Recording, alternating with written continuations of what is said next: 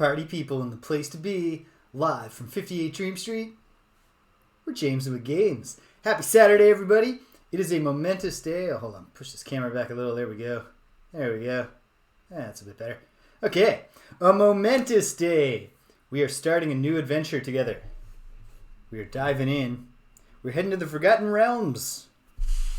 Oh, I got some spilled water here. Excuse me just a moment.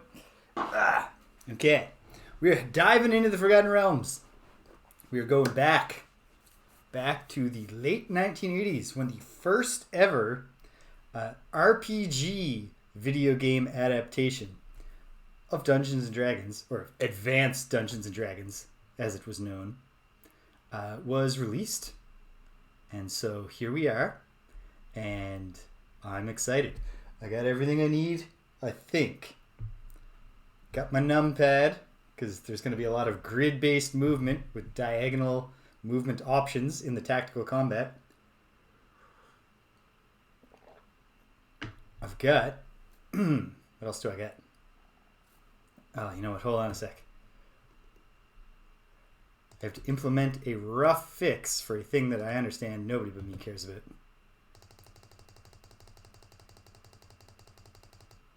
There we go. Just had to clean that up so that I'm not sticking out below the bottom of my camera frame there. Oh wait, I still am.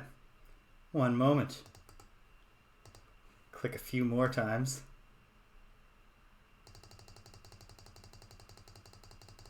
There. That ought to do it. Done. Okay, excellent. So, got a hot cup of tea. Need caffeine, keep the mind sharp. Read the manual and the adventurer's journal. Or the parts of the adventurer's journal that you're allowed to read at the start. I have a new spreadsheet all set up. We have the code wheel applet and our paratexts ready to view when the time comes, when they're called for. I got my graph paper, because there is an auto map in this game, but it's a primitive auto map indeed. So I might be drawing some maps for myself to make it a little bit easier to navigate the environments. I think we're ready.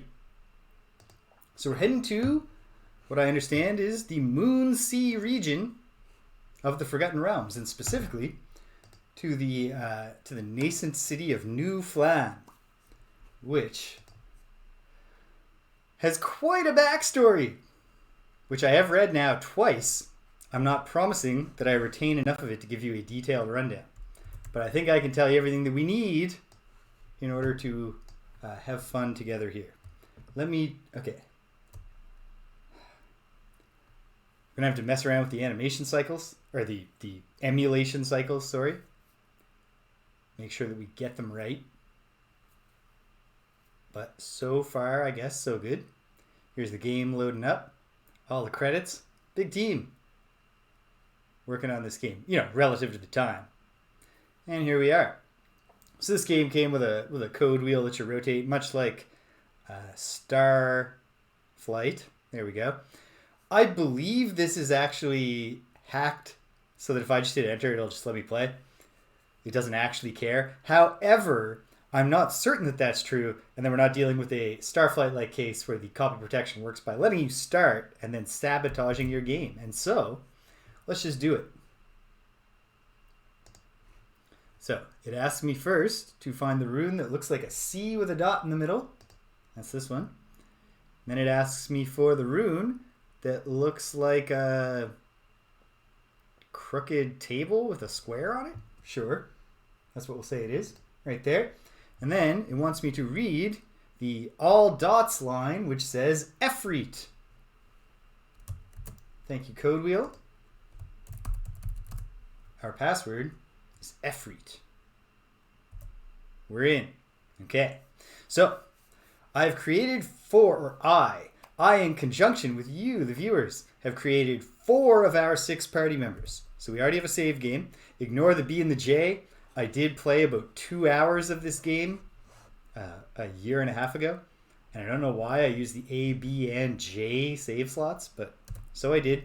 A is now our current playthrough. So here are our 4 user-created party members. I'm going to open up, look at the Discord over here so that I get the official backstories of them. Obi-Wan Kenobi, created by Opie. Opie created what he describes as a completely original, trademark-free character. So no resemblance. This is like, Ricky Rouse, your Monald Mux. Just a new creation that is not analogous in any way to any creation of the past. All right. So let's take a look. Let's take a closer look. This game has some goofy ass portraits when you're creating the characters, as we'll see, because we got to create two together right now. You choose a head and you choose a body. And for the most part, they fit together. And so, trying to get the spirit of this character, I thought, he needs some kind of cape or cloak or shawl or robe. And that was as good as it was going to get. And then Opie had specified a request that the character have a short beard. And this guy does underneath his helmet. All right. So this is Obi-Wan Kenobi. I primarily just inputted the stats that Opie rolled himself. However, when I offered viewers the opportunity to redeem channel points to create a character, I reserved two rights. One was to modify a character's prime stats if someone chose to roll or chose to somehow generate the stats and was making a character that was just going to be kind of really weak. Because ultimately, this is a game where we're going to have to win a bunch of combats. So we need our prime stats to be good. Opie actually did roll a 17 for strength, but the plan is humans in Advanced Dungeons & Dragons can dual class.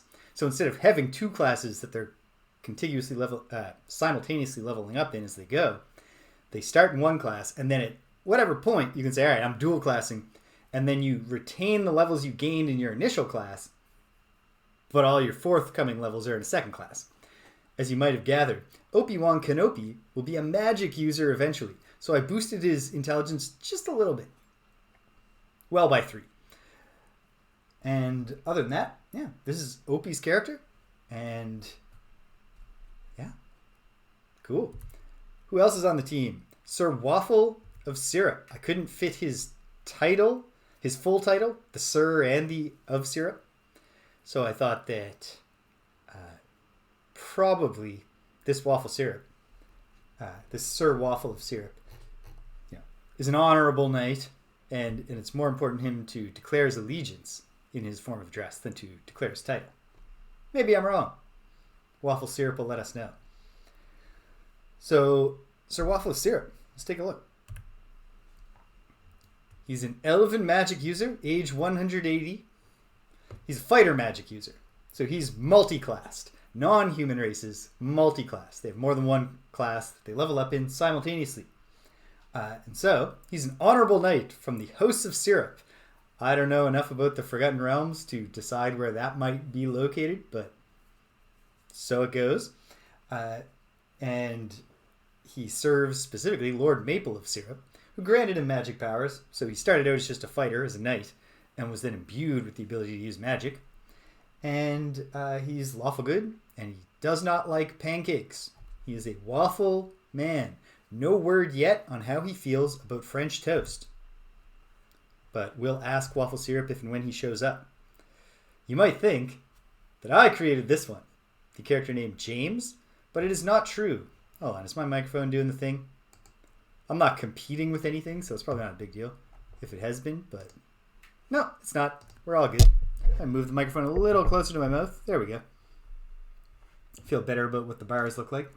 Yeah, you might look and think, probably James created that one himself. No, I would have created a character named James for my 6 characters, but instead, when British redeemed his points to create a character, he called for the creation of James, and he actually took it in a different direction than I would have gone. I would have made the James character a thief, I think, and to the extent I'm going to try to get like some role playing in here. I don't know how much the game will offer, but for that matter, Dungeons & Dragons doesn't offer a ton of opportunity for role-playing, and what I've eventually learned is that if instead of trying to think of cool backstories and deep motivations for your character and somehow work them into a campaign that is just going from fight to fight to dungeon, it is more effective, if you want to characterize the character, to think entirely in terms of how would they do their moves? What would their focus in a battle be? What would they shout as they cast their spells?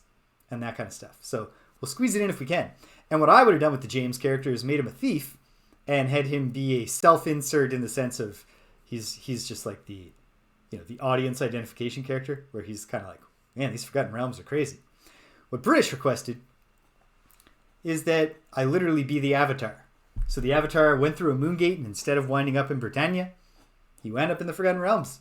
And he bumped into these people. And here we go. There is no... If I had the capacity to hack the files of Pool of Radiance to change the graphics, I would make this guy's hair brown. And I would give him a mustache. But other than that, I figured I'll find the baby-faced one. And that'll be me. Cool. And then, finally, we have Rililari, created by our own Therev. So check it out. Therev describes this character as a young human woman who was raised by elves after being orphaned as a child. She loves nature and the outdoors. She's uncomfortable and anxious in crowds. She likes being kind to others, but she rarely seeks out the opportunity to be kind to others. Okay. She uses daggers. She has unimpressive dex. Indeed. She's starting as a thief, with the plan being to eventually dual class into magic user. And so when Thedev gave me these stats, my first instinct was, maybe I should bump that dex up a bit. But the more I thought about it, Thedev said, maybe we could just justify the moderate dex with the character concept. She's more of a team cheerleader bard type than a rough and tumble street rogue. And I thought, okay. So what I came up with is that, she was raised by elves. She feels at home in the woods, but she doesn't feel entirely at home because, like, humans, at least in our lifespans, are like house pets to the elves. She doesn't quite belong there. She's seeking her place in the world. She doesn't have any particular skills. So she's got a little dagger and she'll fight with it. She's not necessarily great at fighting with it. She's not necessarily nimble and great at dodging. She's, not that impressive. What she doesn't realize yet is that she has enormous latent potential as a magic user, which she will, at some point in this campaign, uncover. So what I wound up doing is, instead of modifying the low dex at all, I juiced the intelligence, the prime stat for a magic user, all the way to full. That's not going to affect us at all until she changes, and then it'll be profound. I think that'll make a fun character arc for this character. So that is our starting party. They've all met up along the way. I kind of think of Rilulari here, or Rilu for short, as being the sort of the focal point of the party. So maybe she was traveling. She met Sir Waffle of Syrup, who, in my mind, is an elf, but he's knighted and stuff. Waffle of Syrup! Welcome! You know what? I got to get you to weigh in on an essential question about your character, which is, you specified that Sir Waffle has great disdain for pancakes, but how does he feel about French toast?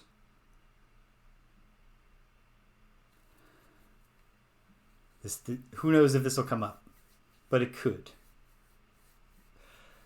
So yeah, my thought here is that, Rilulari, when she met Sir Waffle being an elf who I'm envisioning as having actually integrated into human society because he's knighted and stuff. I figured she met him. He felt a kinship for her because they're both kind of, out of their element types, and she's looking for a place in the world. So he's coming along to make sure she's safe and maybe to sample the waffles of the Moonsea region. And along the way, they met old Obi-Wan Kenobi, and they brought him along. And then at some point, a big red moon gate opened up, and the Avatar stumbled out and was like, "Hail!" And quickly realized he is not in the Forgotten Realms. He joined up with them, and also there are going to be 2 other people. Somehow they showed up. So that's the plan. That's what we're going into. We got to create 2 more members of this party, and we're going to start doing that very soon. I'm going to go feed these cats so that they're off my back and we are uninterrupted. So hang tight, gang. I'll be right back with you.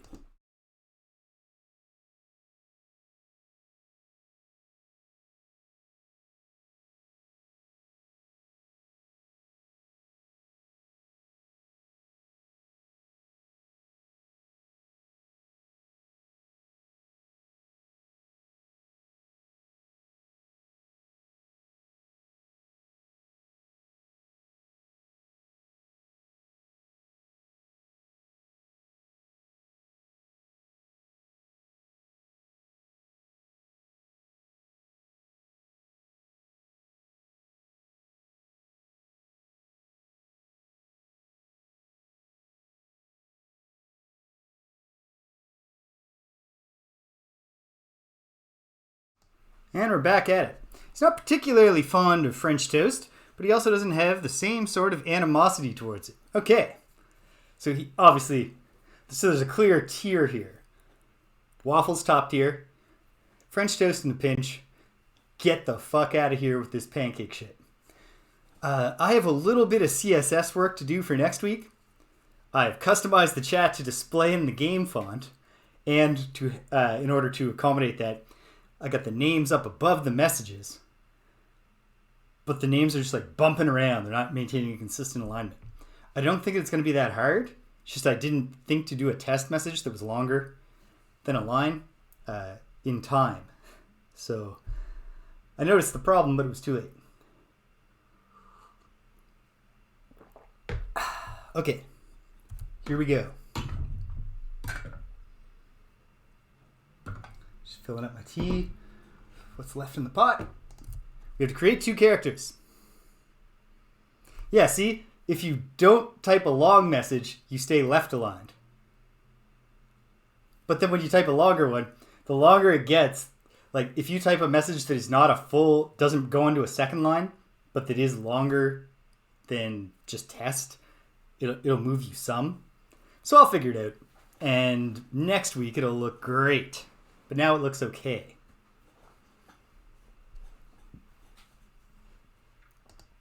All right. We have 2 characters to create. I'm thinking I'm going to do a dwarven fighter thief to round out the combat and thieving parts of the party. And then a human pure cleric. So, let's create a dwarf. And let's make her a lady. Why not?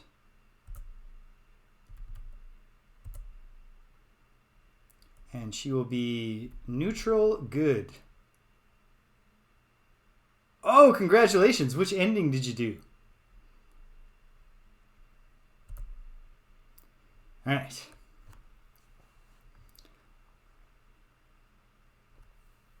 Yeah, I would have predicted that. That was the one that I did too. Not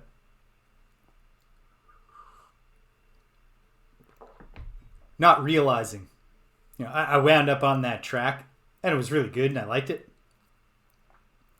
But I was not yet aware that she was the internet's girlfriend, you know? That I was being basic. I'm on hiatus for my second playthrough, but the bug will bite me eventually. And when I go back, I'm doing the, the worst possible ending. Oh, nice. That is a good fit. I'm going to do the Frenzy Flame ending next time. Okay, so I'm going to try to restrain myself from using the modify tool too much on this character. So I'm just going to roll and roll and roll until I get good decks. Sure, I'll take this. This works for me. I mean, who knows? Maybe I'm going to wildly regret not having maxed out prime stats for every character. I guess I can use the modify tool if I get stuck at some point or it's just not coming together. Okay.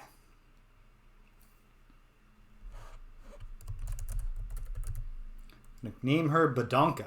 No. Name her... What's a good dwarf name? You know what? The internet could tell me.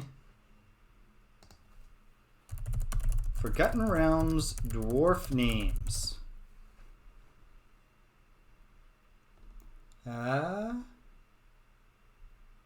These are not... Okay, hold on. Names.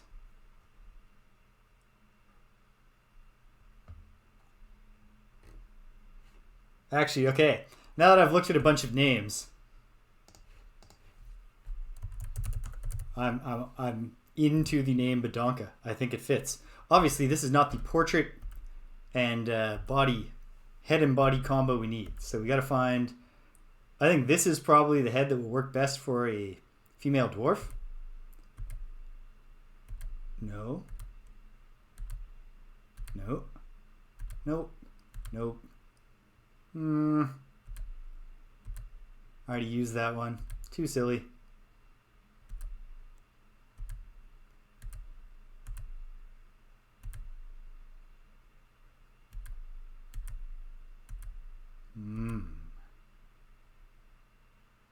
Oh well, sure. Okay. Kind of ridiculous. The head is too big for the body. But it's the dwarf. Perfect. I've talked myself into it. Okay. Now here's a tricky thing.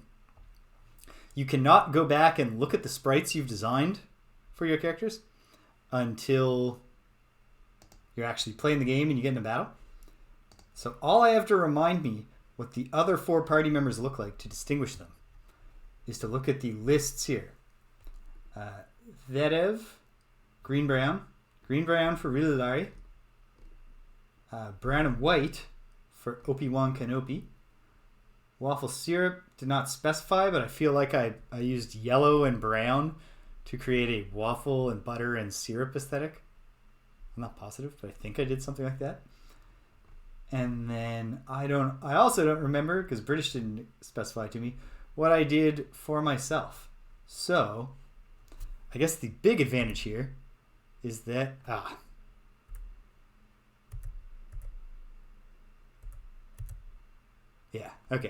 is that the small sprite will actually be probably enough to make it stand out. So first we want to find a good dwarf lady head. I mean, that's a lady head. So is that.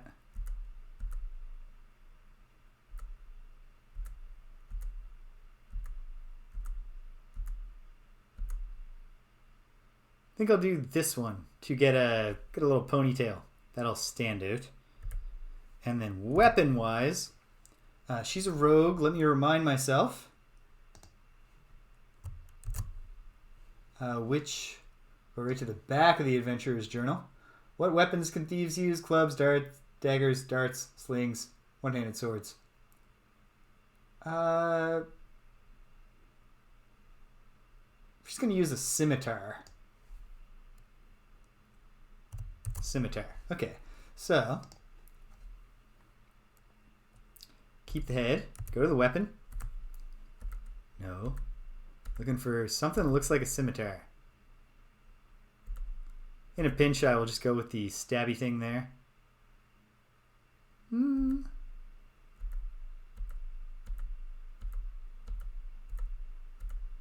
Okay, I think the held back sword with a single hand is probably going to be my best one.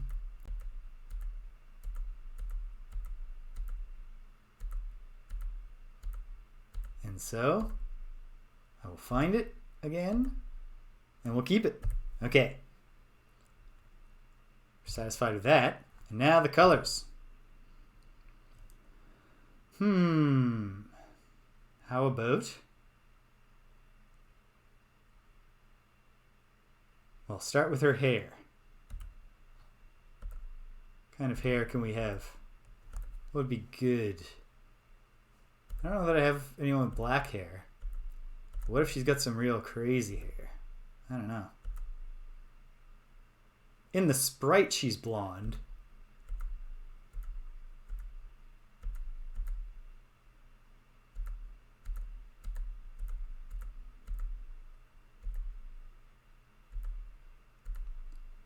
Now we're going to make her a cool purple-haired, like Final Fantasy character. Cool. Okay. Her body will be... Is there anything I feel confident that I haven't used? You know what? Let's just put her in silver or gray. She doesn't have a shield. Silver body piece, and then, oh my goodness. Yeah, put some black accents to it. Okay, hold on. Go to color 2 of the body for a moment.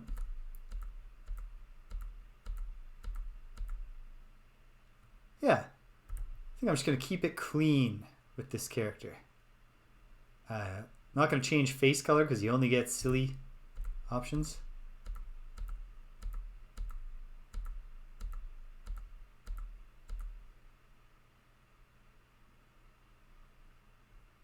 Whatever that is, I like it. Keeping it. Okay, and now her legs. Go back to color 1. You know, it's funny. I created all the characters. I thought it was a wise choice to get ahead on this. Okay, I'm going to look at the other screen where it's slightly larger for a moment. Yeah, that's good. That's good. And then leg color 2. Oh, you know what? I like that. She's a colorful dwarf. Badanka.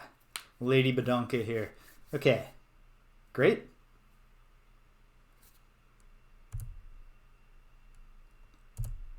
Is this icon okay? You bet it is. Add her to the party. We now have 5 party members. One more. I think just a human cleric.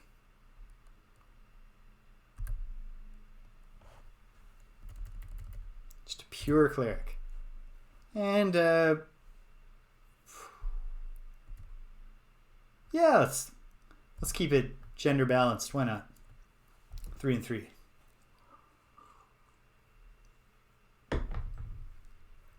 Make her a cleric.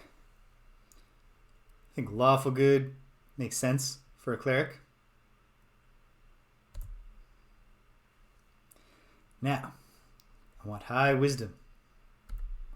So bear with me. Do I settle for 17? I'm going to try to get 18. Okay, there we go. Glad I didn't settle for 17. This is good. Yes, I'll keep this character. Character name.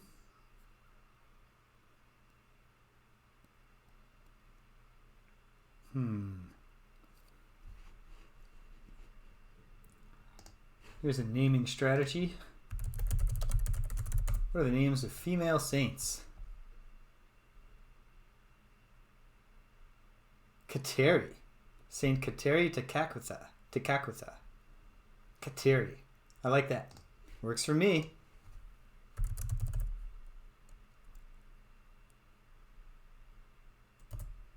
And then I think there are, how many female heads are there? 1, 2, 3, 4. Good, because I like this one. And yeah, she's religious. That works. Great. They did not carry forward with the goofy character portraits in the Gold Box series. As soon as the very next one, Curse of the Azure Bonds, it's gone. Okay. Now, gotta find a good head style for her, and it's this one. Probably. Let's see. Yep. That fits for a cleric. She's got like a shawl or a headdress of some kind on. Perfect. Her weapon. What are the cleric weapons?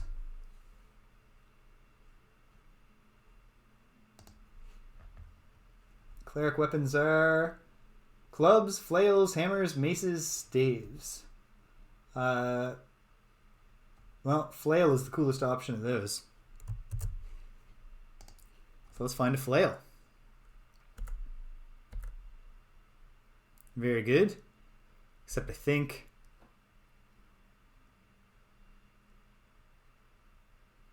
maybe...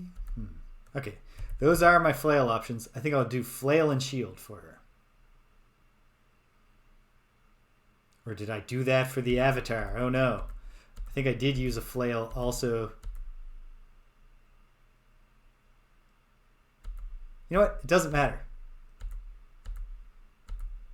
I'll be able to tell her apart by the lady hairstyle. And hopefully also I'll just, luck out and get the colors distinguished.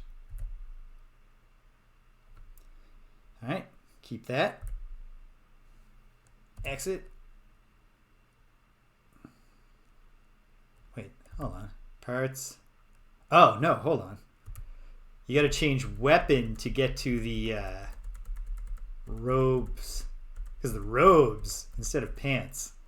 That's what's really going to set her apart. Ah. Okay. Perhaps she will use a staff. How's a staff as a weapon compared to quarterstaff, 1 to 6? She's going to use a flail and will understand that it's a flail. Even though it will be depicted as a staff. Okay. It's coming together. Okay. Her hair.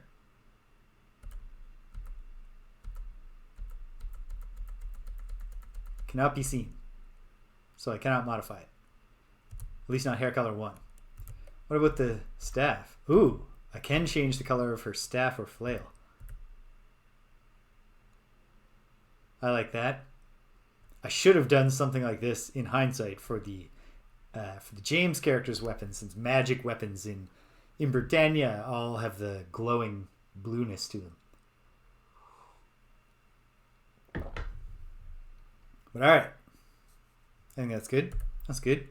Okay. His body's the big one.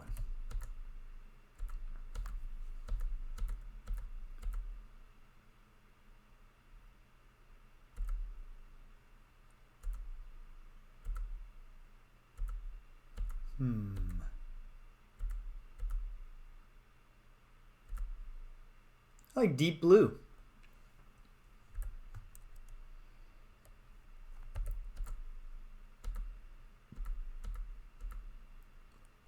Yeah, I don't think I'll know what to do until I have the accent. I mean, I don't know what to do with the accent color until I have the main one. What about her arms? This is also the accent color. Okay. Color 2 for arm.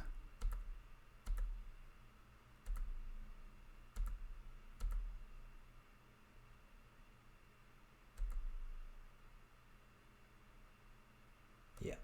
In fact, I don't think I'll even change the accent color there. Ooh.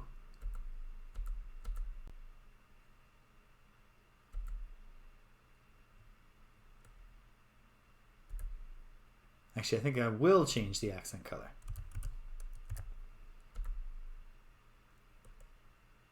Yeah. Nice. She's blue. That's easy enough to keep track of. This icon is okay. Let's add her to the party. Kateri is added. We have a full party. All right. So I talked a good game. I was saying that I was going to use the Goldbox companion app.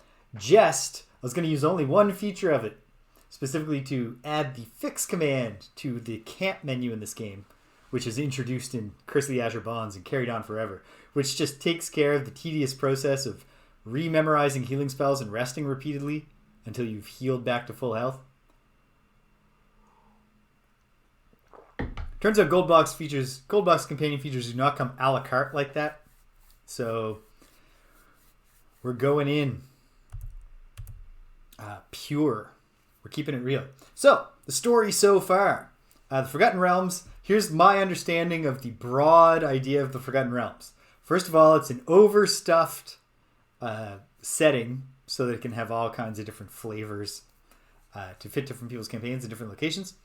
But the big unifying idea is that millennia ago in the Forgotten Realms, things were great. And there was a powerful civilization with great castles and temples. And that civilization, perhaps in one big fall or perhaps in a whole lot of isolated falls, there have been a lot of falls of civilization. And so the general, at least my understanding is most Forgotten Realms campaigns are set in a period of nascent recovery for civilization, where civilization, you've still got untamed wilds, but also ruins. You have these giant ruins, but they can also be held by monsters or evil wizards or whatever. But gradually, civilization trying to reassert itself. Specifically, in the setting of this game, the Moonsea region is in the northern stretches of the Forgotten Realms. Although that doesn't ultimately mean much to me. I know the names of every Forgotten Realms place that has a game named after it, and then a couple more. At any rate, the Moonsea region was a trading hub. It was once like a rich and happy place. Then things got real bad. It fell. In fact, like the whole backstory here, it's several pages long. I'll just read you the headings. The ancient city of Phlan. Great Hammer and the first rebirth of Phlan. The fall of Phlan. The reemergence of Phlan. And then Phlan today. So it's already risen to greatness, fallen, been built back up, fallen again, and then over the course of around 300 years, people eventually came back, started trying to once again reassert themselves in the city. They've held a small portion of the city, although large portions of the city are still ruled by monsters, but they have strong walls and they're on their guard constantly with patrols. And then 2 years ago, two things happened to set the stage for Phlan to rise. First was the flight of the dragons that surged through the northern regions of the lands of the inner sea. Due to a cause unknown, great worms came down, that's almost certainly supposed to be an A, came down, from the far north, destroying all in their path. These are not the rare, opportunistic dragons seeking alliance with humanoid tribes, but rather huge waves of angry scaled monsters bringing destruction where they travel. And this flight of the dragons wound up, to Phlan's advantage, destroying a bunch of the competing cities of the Moonsea region. Or at least bringing them down a peg. Because these cities weren't necessarily excited to let Phlan reassert itself in its strength and its control of the Moonsea trading routes. And then on top of that, when the dragons attacked Phlan, well, it turns out most of Phlan is not new Phlan yet. It's the ruins of old Phlan, populated by monsters. So the bad guys got disrupted by the dragons. And then the other thing is that the Council of Phlan. For a long time, Phlan was ruled by kings, like any kind of fantasy place. And then at one point, the king was a child, and so a council was appointed to serve as regents. And they pampered the child, and he grew up spoiled, and he never cared about governing, and then he died without issue. And the council just formally became in charge. It seems to be a hereditary kind of thing. Like it says here that the reappearance of the Council of Phlan was the second great thing to occur in the city. Descendants of the last council still survived all the turmoil that had occurred. Not sure how readable that is, but check it out if you're interested. I'll zoom in on the paragraph I'm reading. There we go. Now I can have my face pointed in the right direction. Descendants of the last council still survived all the turmoil that occurred, and many families wished to return to the land. So these leaders, they're not great mages or wondrous fighters. They're traders, merchants, clerics. Although in D&D, clerics are often great fighters. But at any rate, they want to reassert themselves. So there's governance here. It is not democratic, but it's also not a monarchy. And they have put out the second rise of Phlan was also facilitated by having parties of adventurers help clear the region and reassert control. So that's the council's idea. Just try it again, see if it works the second time. And that's where we are. We'll be arriving in Phlan when I press B for begin adventuring. Here we go.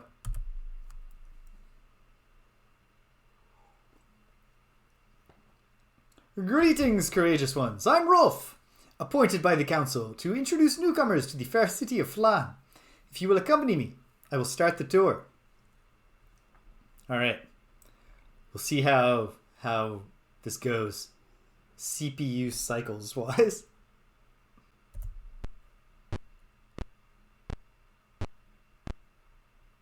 Well, that sound is terrible. Does it sound as awful to the viewing audience as it sounds to me? Is there a viewing audience? There is, sort of. Waffle Syrup? Did those footsteps sound like crap?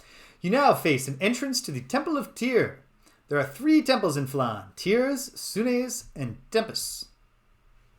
Okay. I'm just gonna take some notes here in my spreadsheet. 3 temples in Phlan. Yeah, it's horrible. Okay, let's... I don't think there's any sound of note in this game. I'll just mute it. And we'll go with it.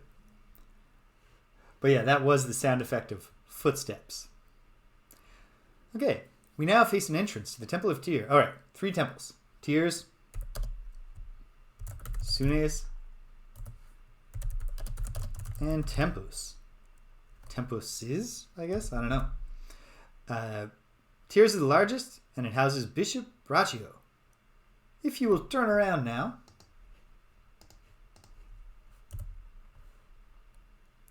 You'll see the entrance to the passenger dock area we just departed. Few ships dare the perilous passage here, but the council is developing a plan to open up the sea lanes. Please follow me. Sure thing, Rolf. I am not memorizing the routes as we go, but fortunately every area in this game is a 16 by 16 map. Not that hard to keep track of. I've in fact already drawn a 16 by 16 square to fill in with the map of this place as I go. In fact, I'm even going to go ahead and label it New Phlan. Since right now, every other map of Phlan is not part of New Phlan. It is controlled by the monsters. Beyond these doors are the special training schools where adventurers increase their skills. Let us now go to the city's most important building. Sure thing, pal. We are just outside the city hall. Proclamations are posted on these walls. Inside, the city clerk awards the council's commissions. Commissions are the quickest way to fame and fortune. Quests. Well, hold on. You just said that was the way to fame and fortune. Now you're dragging me away from it. On your right is one of the entrances to Sune's temple. As with all Phlan's temples, various clerical services are offered inside. On your left is an entrance to the city park. Beyond this gate are the monster-ridden areas of the old city. We are slowly preparing for settlement. The council offers a generous reward to those who clear areas of monsters. So at least in the early going, I think that will be our main focus. Reclaiming the streets of Phlan. Our tour is ended. Again, let me urge you to apply to the city clerk for a commission. Goodbye and good fortune. You are on your own now. Okay. So, I'm going to press the A button, and it'll show me the map, which I will now quickly, if you'll bear with me here, trace.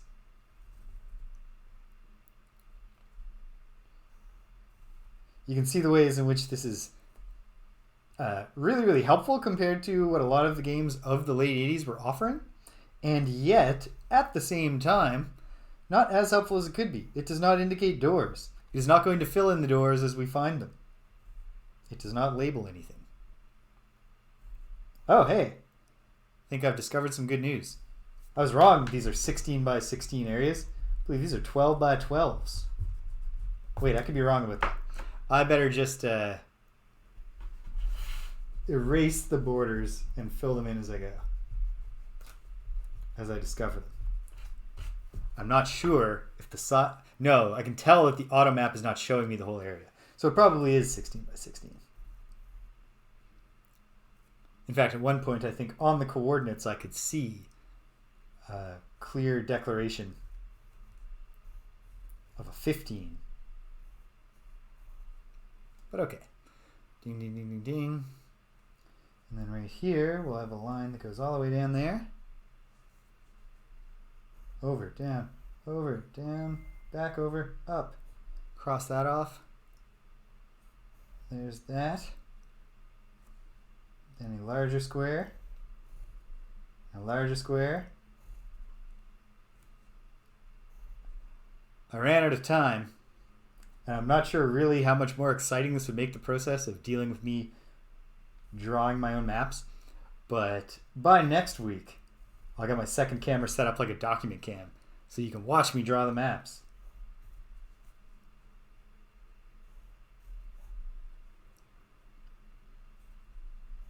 I really, it's one thing that I was surprised to discover I really enjoy in recent years as I've been getting into classic RPGs. I quite enjoy, specifically, drawing maps, mapping dungeons. It's one of my favorite parts, especially of, say, like the Wizardry series. Like a game that, if you're playing a game that doesn't give you any kind of auto mapping, so no pure gems like an Ultima or just an auto map that you just press and it comes up like this. It can be fun. Okay. Who knows how necessary this even is? I might not wind up doing this for all areas. We'll take it as it comes.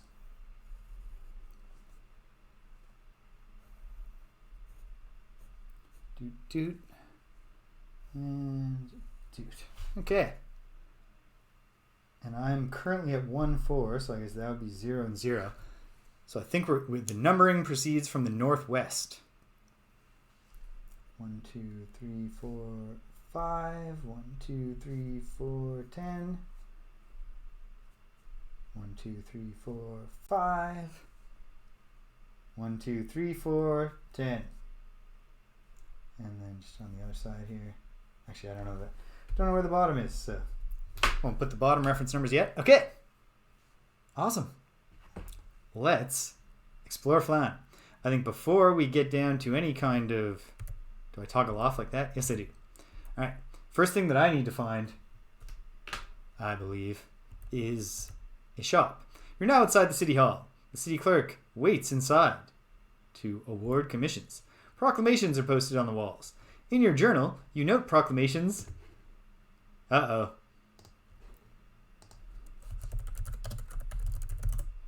Excuse me a moment while I look up a chart of Roman numerals. Proclamations 64, 78,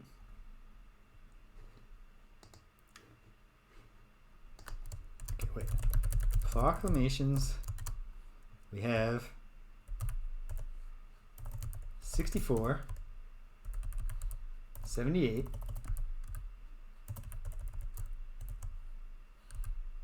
109, I believe, and 59. Okay, well, let's start with this. What do the proclamations say? It was not possible to fit all of the text that they wanted into the game. And so, it often refers you to a journal. So the first one that I'm going to read here is what? 54. Oh dear. Not scrolling well right now because the scrolling works slightly differently than what I'm used to. 54. Yeah, there aren't actually this many proclamations. Weird. Be it known that the council is interested in acquiring information as to the disposition of various formerly living entities rumored to be harassing honest citizens in the vicinity of Valigan Graveyard. A reward is offered to any person who shall travel to said graveyard and return an eyewitness account. Okay. For traveling to Valhegan Graveyard and returning an eyewitness account. So right off the bat, although I think probably going into the slums is the first quest we're likely to do, right off the bat, we're getting some non-linearity, which is always great. We have already several different proclamations here. Okay, proclamation 78. The very next one down. Be it known that the council is offering a reward to any person or persons who can provide information as to the disposition of several council agents who have been sent to investigate the unseemly happenings in the vicinity of Valhagen Graveyard. Reward for finding what happened to the council agents sent to Valhagen Graveyard. I'm going to go out on a limb and say nothing great has happened to them.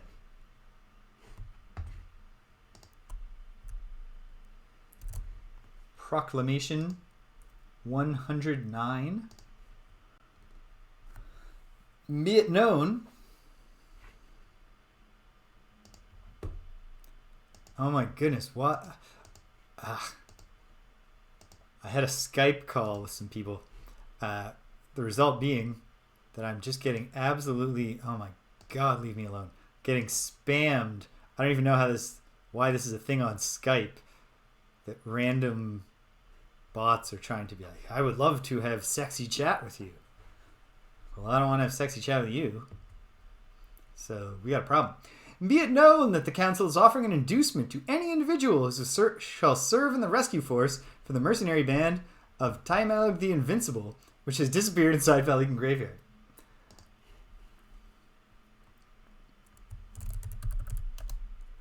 Rescue the band of Taimalg the Invincible. How invincible is this guy if he needs us to come save him?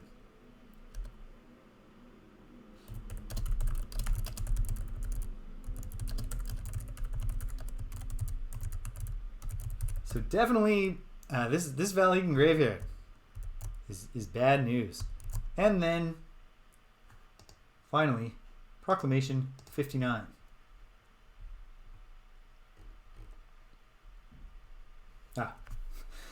Be it known that the council is interested in reclaiming the remaining blocks of the city of New Phlan.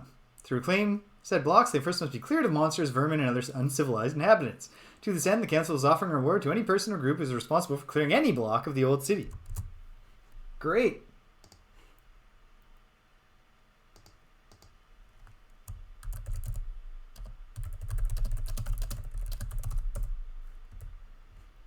Terrific. Okay. Well, we've got proclamations. You know what? I guess before I go get, buy armor and stuff, we might as well go in to the city hall. You enter the city hall. As you face down the hallway, you see a guarded door. Okay. Whoop. I left by mistake. Now I'm outside the city hall.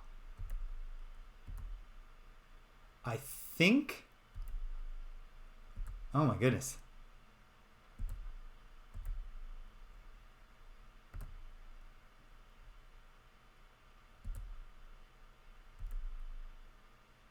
Outside the clerk's office. Guards posted around the south wall watch you closely. Is this the door to the office? Yes. At your entry, the council clerk begins looking through a stack of papers. Before I can offer any commissions, I must see if you are due a current reward. We literally just introduced ourselves to you, says the avatar. And then he thinks about it for a minute and he's like, you know what? This level of governance would be amazing if they achieved it in Britannia.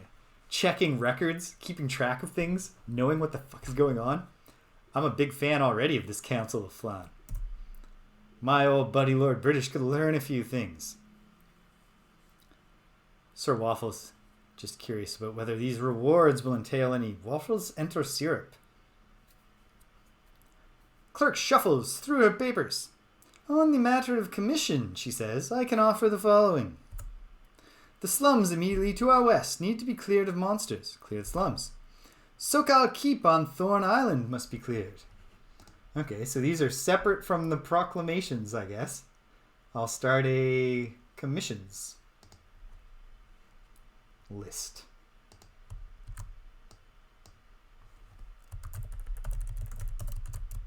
Clear the western slums.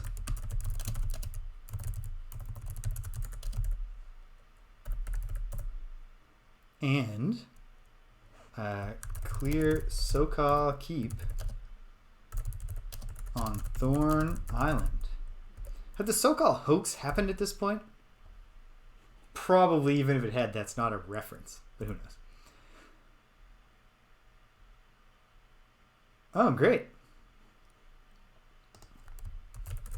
Find records and documents of Old Phlan.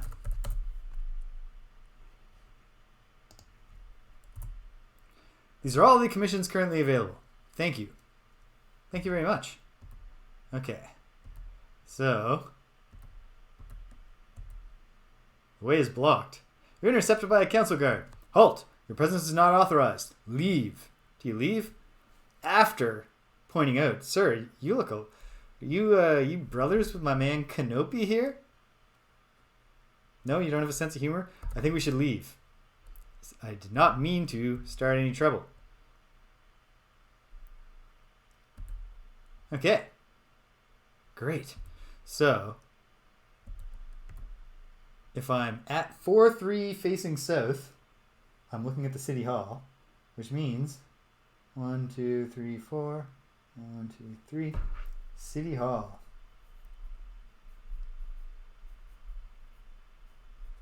All right, now it's labeled.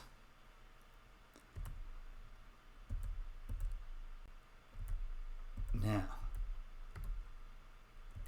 gotta find notices for teachers and students. So this is training area, 6-2.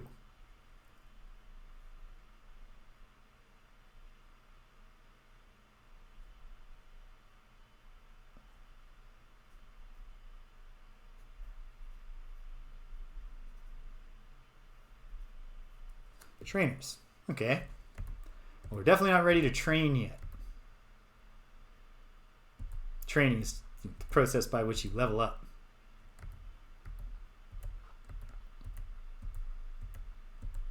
That's a temple. They're going to tell me. I don't need any descriptive text to recognize that. So, okay.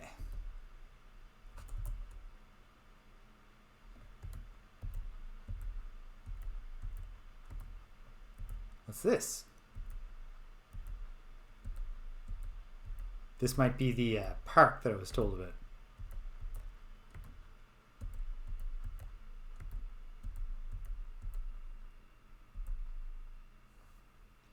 Look at the area map for a moment. Could it be... Come on. Put some signs on your doors, people. No, thank you. This is an inn. 4-11 facing south.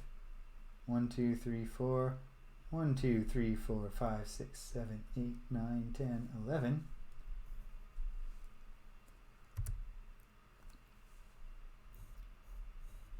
In. Very good. And then just across from the inn is something.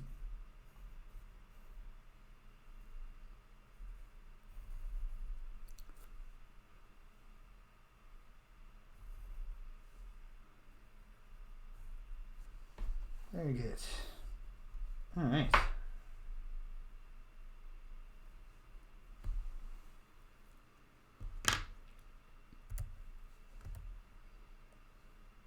Looking west right now, and west is where I want to go. So I'm hoping, no, it's temple. And that's temple too. Okay. Temple.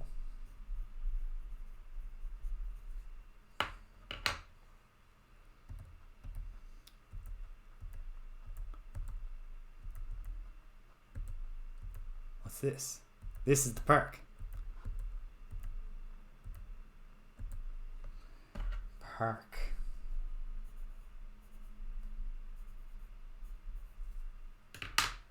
All right. We'll find the shops.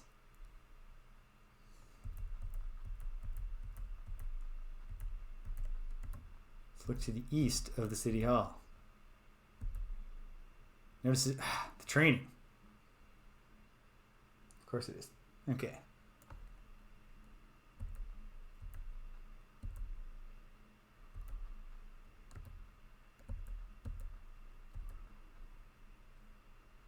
If we keep going east, what's going on here? Where am I?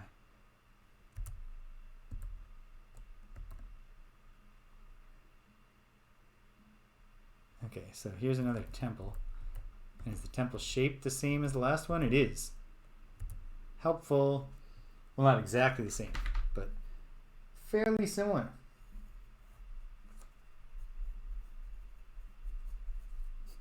So only so much city. We will find a shop where we can buy some weapons. It's a tavern. No, we don't want to gamble. You overhear Tavern Tale 14. Let's go to the book. Tavern Tale 14 doth say... Where are the Tavern Tales? Tavern Tales are after journal entries. Tavern Tale... Did I just say 14? 14. Tavern Tale 14. These are just numbered sequentially. Ogres who live to the east of Phlan are holding captive a princess for whom a huge reward has been offered. Proclamations, commissions, rumors.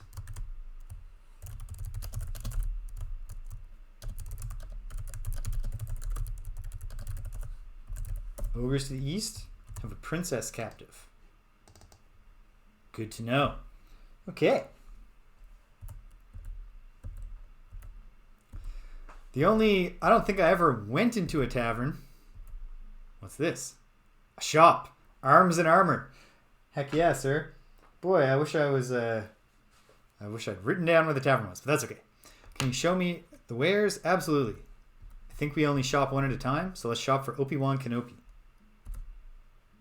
Oh, we can still choose within here, but we'll do Opie first. All right, back to the Discord for a minute. See whatever preferences Opie had requested for Obi-Wan Kenobi. None gear-wise. So let's figure him out.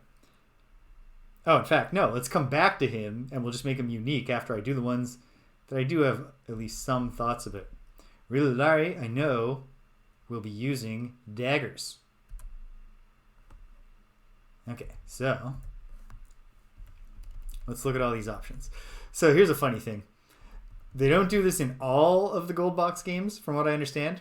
But at least in this one, and I think in Gateway to the Savage Frontier, they went all out and went through the AD&D obnoxiously detailed set of options. So we can have a Fauchard, or we can have a Fauchard fork, or we can just have a military fork, or we can have a glaive. We can have a glaive that is part Guisarme, or we can just have a pure Guisarme, or we can have a Guisarme Vouge.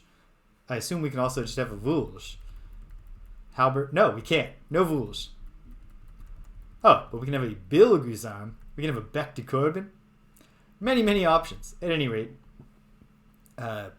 Rililari is going to use a dagger, and I'm also going to buy her some darts. One dagger, and let's get her 8 darts.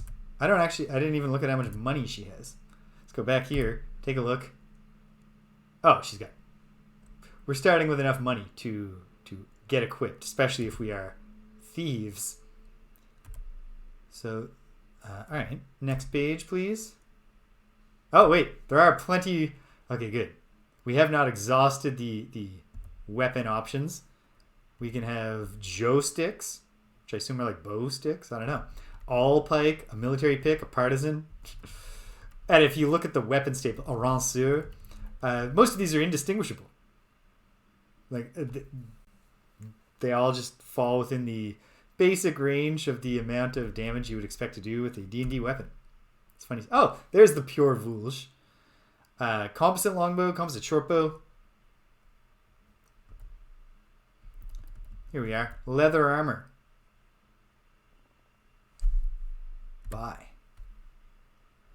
I don't think we need a sling to throw darts. I'm going to get her a sling just in case. That seems like something a young girl raised in the woods by elves would have on hand, at any rate. Okay. That's all we can do, really, for Rililari. So next, let's look at the others. Madonka is my fighter thief. And I wanted her to have a scimitar, didn't I? So let's do it. What are the stats of a scimitar, I wonder?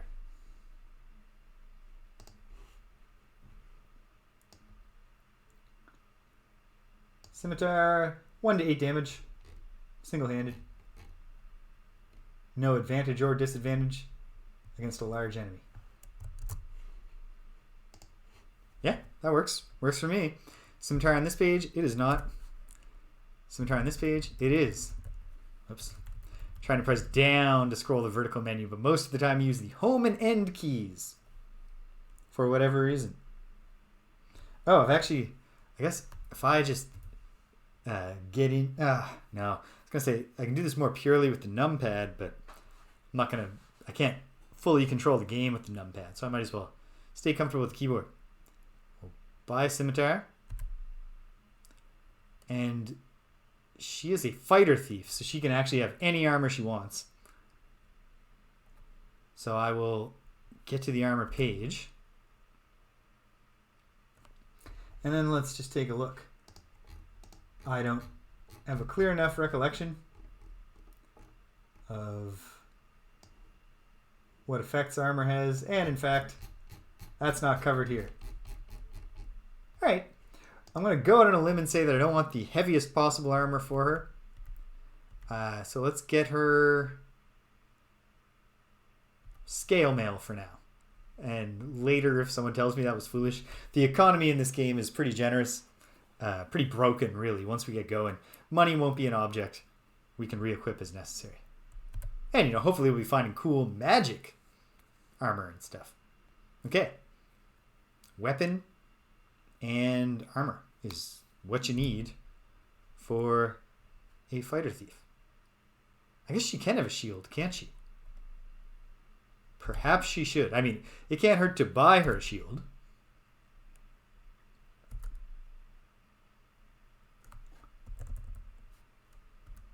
Oh, sweet.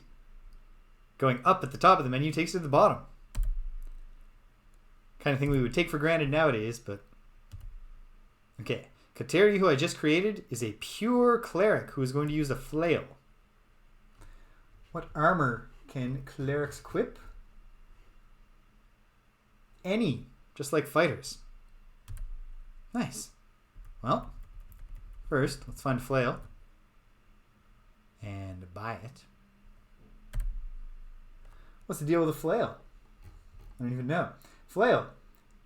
2 to 7 damage versus a man-sized enemy. 2 to 8 damage versus a larger than man-sized enemy. A slight bonus for hitting big guys. Good stuff. And then, let's armor her up. Could you use shields? Yep.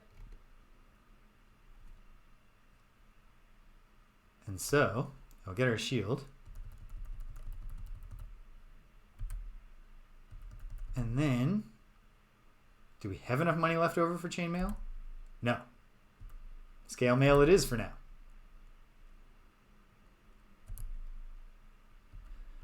All right, this is coming together.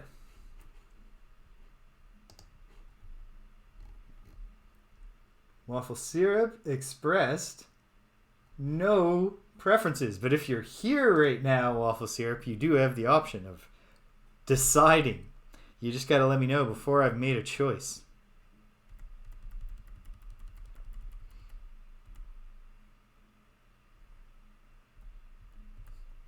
I'm inclined to use a silly weapon. Not silly, but like... what weapon? As a fighter, Sir Waffle of Syrup can have any weapon, and as you can see, they went all out with Gary Gygax's love of medieval weaponry.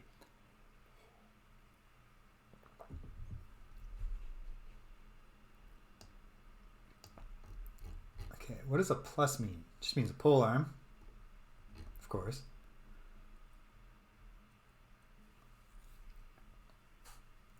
There certainly are. This is only page 1. Like, look at this. Yeah, a ranseur, a spitum, trident, a vulge.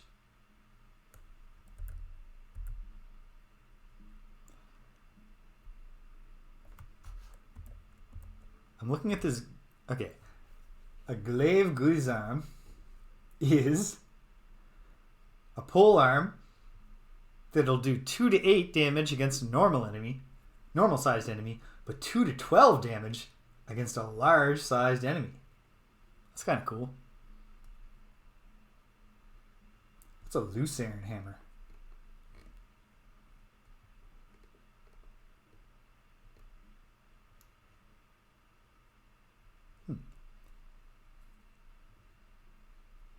Okay, think of a way to make it relate to waffles. Alright, I'm going to start looking up what these weapons look like. A guisarme is something weird.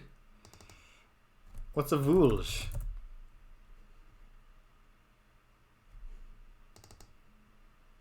Oh yeah, vulge. Yeah, I don't know that there are... It's a Bec de Corbin. Oh yeah, pole arm with a... Okay. What's a fauchard? Hold on, what's a fauchard fork? You use a fork to eat waffles. Yeah. You're using a fauchard fork. Waffle syrup. Look it up. It doesn't actually look like it would be a useful utensil for eating. But if we use our imaginations, 1 to 8 damage, and then 1 to 10 damage against a large enemy. And it's a two-handed weapon, so that'll save us buying a shield.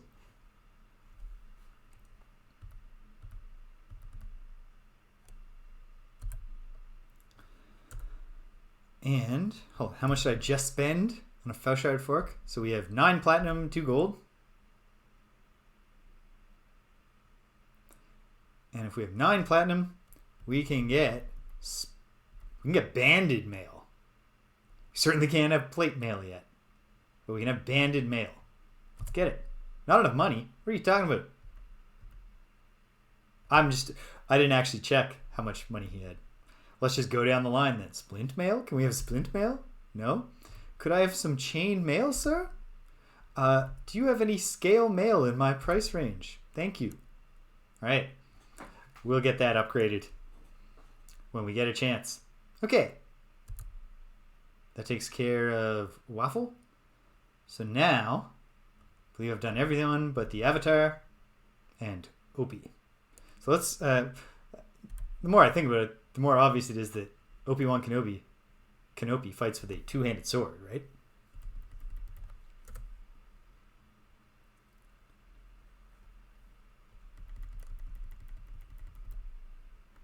And a two-handed sword will use both his hands, of course. 1 to 10 against normal-sized enemies. 3 to 18 against a larger enemy. So it goes from a D10 damage against a person to 3d6 damage against a larger enemy. Sure, whatever. It's all good. Wait, did that work? I hit B. Did it purchase it, though? Let's go to his trade for a moment. Suppose we were trading to Waffle of Syrup. 0. Sorry. Okay.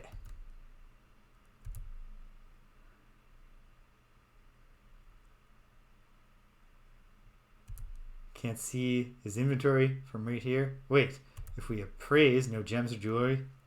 Okay. Also, I have a pooling money option that I should have thought about using to just get better gear at first. But we'll come back to that. I want to eventually get to the game. Alright, so Obi-Wan Kenobi. You know what? I need to find out if I made that purchase. So let's leave. And then if we view Obi-Wan Kenobi, there we go. He does not have items. So the purchase didn't take. We'll step out, step back in. Yes, you can show me your wares. I would love to see them. Alright. Obi-Wan can now purchase his two-handed sword. that went through. Okay, and then what's the best armor you can have? Scale mail? Yeah, probably. I didn't even try for chain because two-handed sword is pretty expensive. And then finally, the avatar.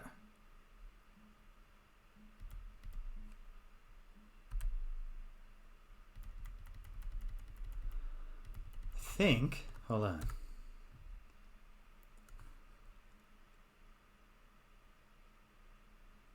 I think I'm leaning,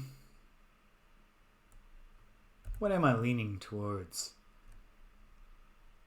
I don't know. Hold on. Let me look at my options over here, see what seems cool. I think I'll just also do a flail for now. I suppose eventually we'll find magic weapons and then we won't be choosing for flavor. We'll take whatever's best. Because I bought a fairly cheap thing, can I have splint mail? I can. Can I also still afford a shield? I can. Love being the avatar. Okay. I think that was everyone. Only one way to find out for sure. Let's look at everybody. Look at him. Handsome young man. Let's ready the flail and the splint mail and the shield. Great.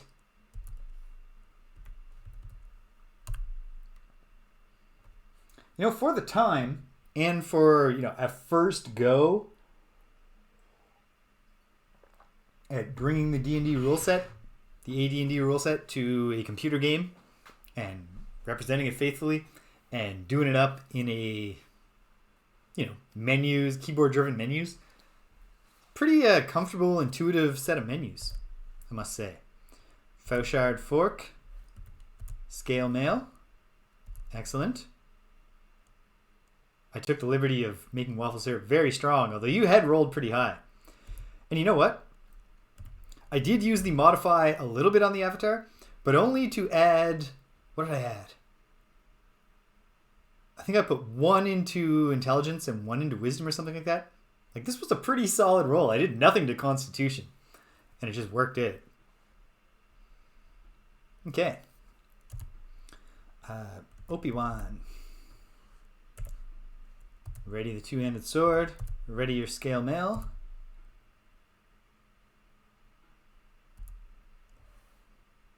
Rilari. View her. Items. I think I'm going to ready her darts. Hold on, what's the story with darts? Are darts even in this item list? Dart. 1 of 3. What about a sling? Sling does... Oh, sling. There it is. Oh. Sling is better than darts and also doesn't appear to be consumed. Can she also ready? No. She can only have 1 weapon. Especially at low levels. I think Rililari is going to be a cowerer.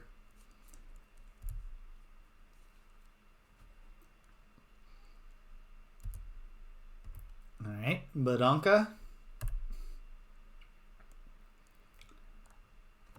Must take a moment to admire my own restraint. Not using the cheesecakey swords and sorcery near naked armor portraits for any of the women. What an enlightened man. Alright, she looks tough. She's cool. Awesome. And Kateri. Equip, equip, equip. Alright. So, what are we looking at here? Got a Thaco of 20. I know that's not good. 2 hit armor class 0. Takes a 20. Hopefully, most of the enemies we'll be fighting early on will not be the sort of enemies that you can just, expect to have kill you very easily. Alright. Let me just turn back around. So 7 and 11 here and here and facing east. What's this map look like? Aha.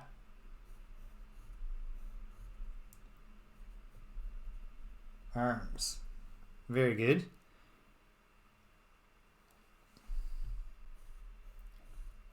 Draw in what else I haven't yet drawn in. And very, very soon, we'll be going in to the slums. Quite possibly being instantly destroyed. Who knows? We hope not. But it's certainly always a risk that you take when you're an adventurer.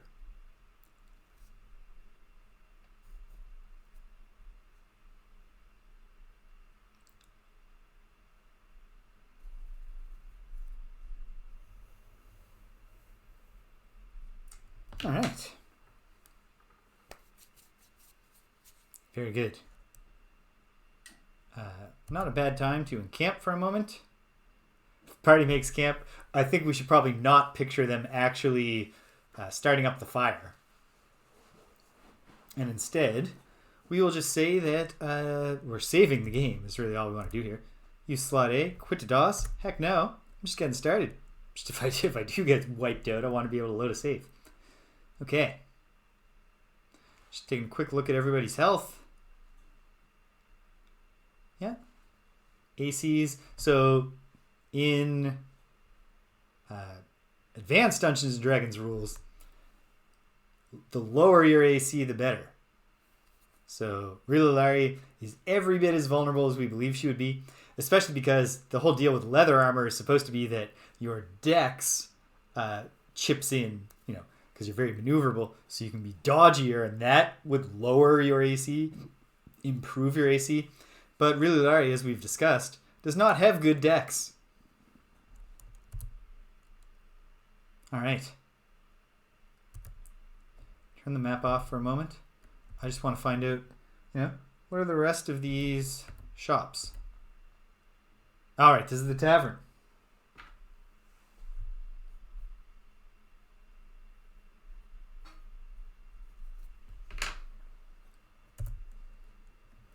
No gambling. We overheard Tavern Tale 12. All right. Let's find Tavern Tale 12.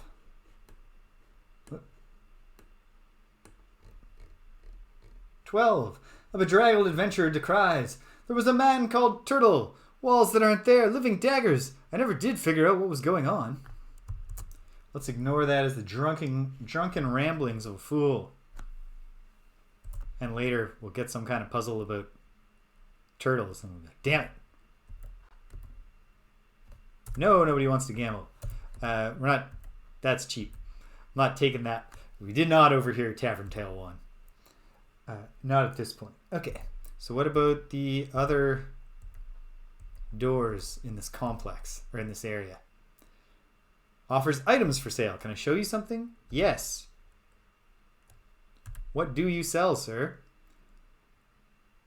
A whole bunch of things that sound fancy.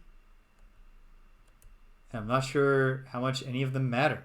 I think we might as well. I don't know how much it matters, but the two cleric characters, the avatar being a fighter magic user cleric, boy, that's going to level up nice and slow. Let's get them both a wooden holy symbol. Not sure that it matters. I'll look into it later. Okay. Don't know what mirrors might do. Not going to worry about it. Items. Telephone is ringing. Excuse me one moment. Hang tight, gang.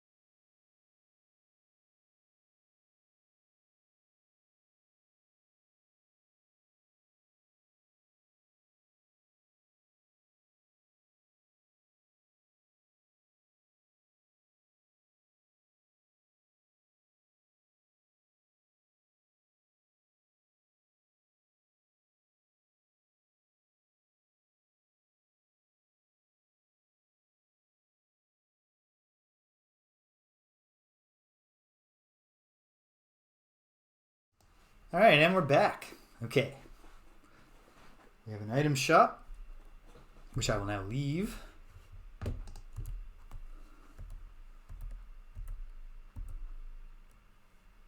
Meanwhile, what are these places?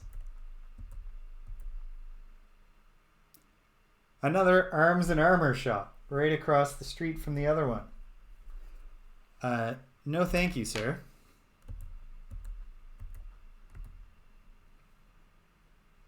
I guess I might as well be marking off where the doors are.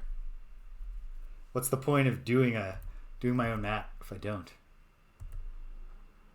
This is another arms and armor shop. Makes sense. Like, you know, there's a lot of turmoil, a lot of adventurers seeking fortune. There is probably you're not oversaturating the market by opening the millionth thing. A silver shop. I'm going to go out on a limb and say right now we're not buying silver stuff, but I do believe that, we'll be fighting like vampires or something at some point, and the silver will be useful. What's this place? Items. Yes. I'm just curious if they're any different. They're not.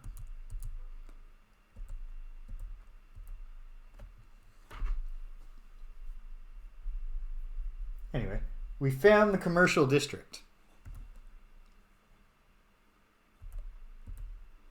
And this is just the back door into an item shop. Okay. No, you cannot offer me anything for sale, sir. Not right now, not today. And then if we carry on down this hall, what does it look like from here? Oh wow, there's a fair bit more stuff to come. So one more section there, and then a square there, a square here.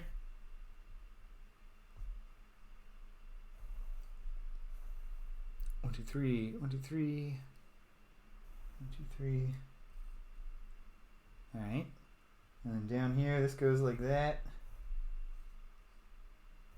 and then this goes like that, and I found the edges. So the northeastern region is the only spot I haven't gone to at this point. Whoops, did not mean to encamp. So, actually, well, let's find out what this standalone shop is. Weapon shop.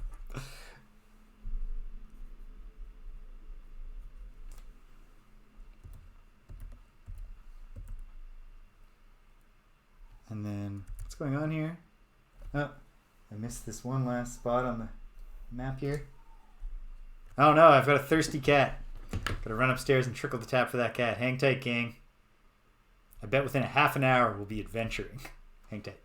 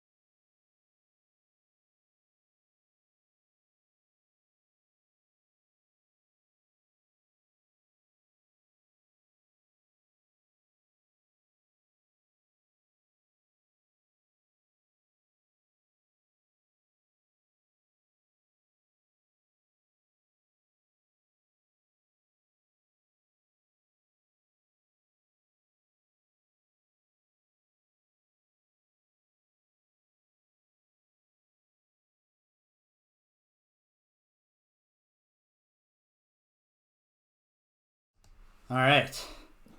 Here we go. What's left? Not much left to explore in the city before we go and try to see what we can do to those slums. All right. Oh, and those are just docks.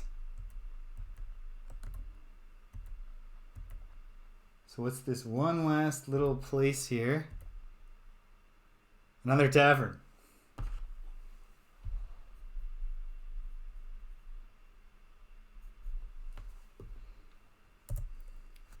No gambling.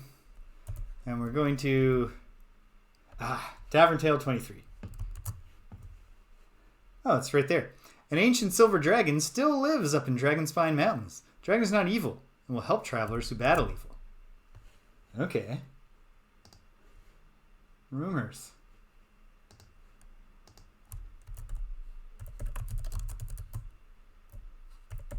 Silver dragon in Dragonspine Mountains is a friend to heroes. Nice.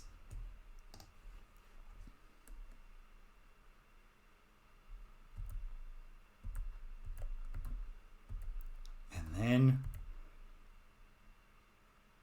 it's an item shop. Okay.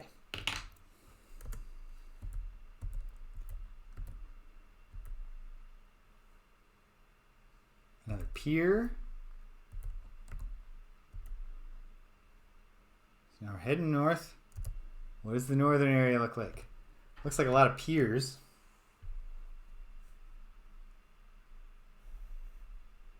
Which I think will actually become functional places at some point. Like, I do believe that we will get a boat and we will be doing sea travel at some point here, but not yet.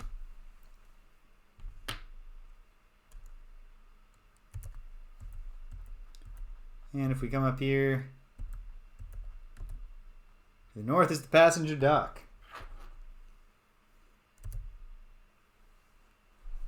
Dock. Okay. So no, the piers are probably going to be decorative because we will go specifically to the location called dock when it's time to do things. What is this place back here? We train only thieves here. Okay. So it's all just part of the training complex, which I've already marked off. All right. That is New Phlan, or at least what has been born of New Phlan to date. I know the way to the slums is in the west.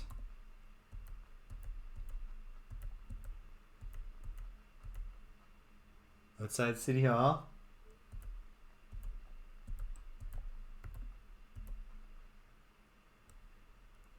Yeah. And what's this place? Hold on. Ah, that's the park, of course. And this is the temple.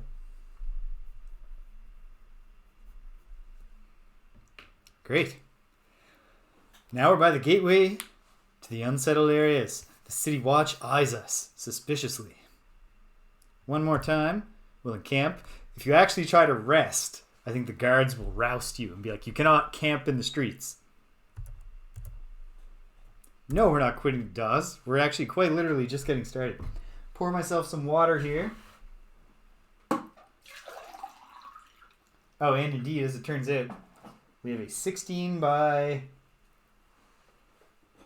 16 map.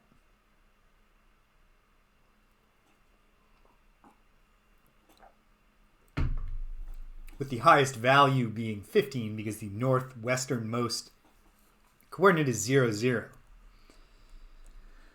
Okay. Well, I'm going to go right ahead. Go 1, 2, 3, 4, 5, 6, 7, 8, 9, 10, 11, 12, 13, 14, 15, 16.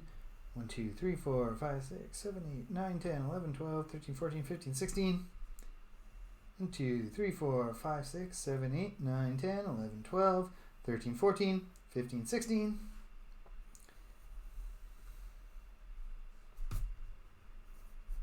Old Phlan Slums. Okay. Maybe I will, maybe I won't map it. Jimmy! Well, 2 hours in, I am standing outside the gate to the slums. We're about to begin adventuring. Yes, really Larry is not going to be a powerful contributor to the party just yet. So the gimmick here is that 4 of these characters, including the one named James, were actually created by viewers who purchased a channel reward. And so Thedev's idea for Really Larry, which I've modified a bit with my own thoughts, she's a human raised by elves who eventually will dual class into being a magic user, and her dex is very low. So her AC is high, which is bad in AD&D, in addition to her max hit points being very low. And then, one day, when it seems appropriate, and she realizes what her true gifts are, her intelligence is 18. So she'll be a good magic user one day when she becomes a thief/magic user. But at first, she's the ingenue who the rest of us need to keep alive. I've saved. It's time. Okay, so 1 second. 0, 4. 1, 2, 3, 4. Put an arrow. Slums. Quite possibly. Quite possibly. This is not a min-maxed party. For that matter, like, I tried to throw some balance in. I created 2 of the characters and just tried to fill the gaps. But this is not a party that was created to win at the game. It was created for us all to have fun. And hopefully we will. Alright, here we are in the slums. Starting at 15-4. Makes sense. 1, 2, 3. 1, 2, 3, 4. Old Phlan. Small, ugly things scurry from beneath your feet. In the distance, an alarm sounds. Okay.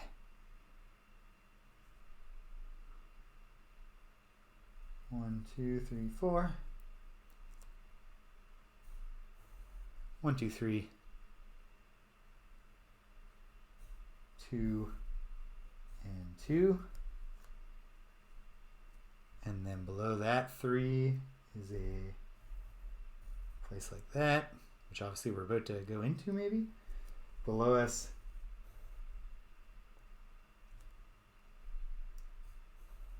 might have to rethink my idea of doing maps just because it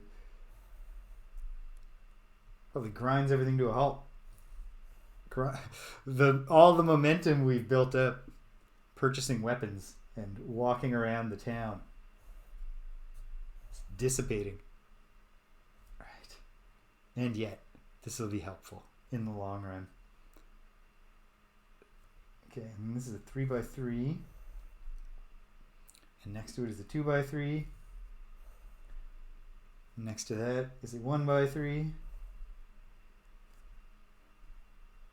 And then 2x2, in 1, down 1, over 1, up 1. There's a line right in the middle of that carries on. Okay. Then we want this. 1, 2. 1, 2, 3. Connects up. 1, 2. 1, 2, 3. 1, 2. Line across the bottom. Alright. We're off to the races. There's only one way to go. South. Through this door. Then in here, of course, we have this big area with an east door down at the bottom. Wait, no, not an east door. A west door. Okay. I guess it's a good idea to step in multiple squares. We're being approached by some angry orcs. Alright. We'll let them come to us. A battle begins. Alright. So this is a cool thing. Like the battle screen, it's not too flashy. Oh no. Did I literally design 2 identical characters? coincidentally pick the exact same pieces for two characters? Let me look at these. How did I do that? I don't understand. All right. Let me think through who these people are. Yeah, I did. I made Obi-Wan Kenobi and and Kateri identical.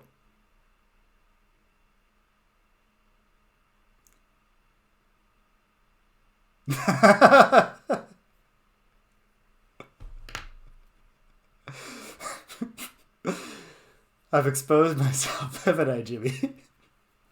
Oh well. Yeah, so that's wild. They're exactly the same. No, they're not. They're almost I can't tell because the top one, I think literally their heads might be slightly different because one's male and one's female. How did I pull this off? Yeah, but I didn't design them both. Like, I designed the four viewer created characters. I built them in like last week, so I'd have them locked and loaded, and then I just created two characters today to fill out the party. Let me look here, because this, I feel like I must have also messed up Opie's request. Let me look. Where's Opie? Opie wanted a brown and white color palette, which I would have sworn that I did. Well, you know what? Here's what we'll do.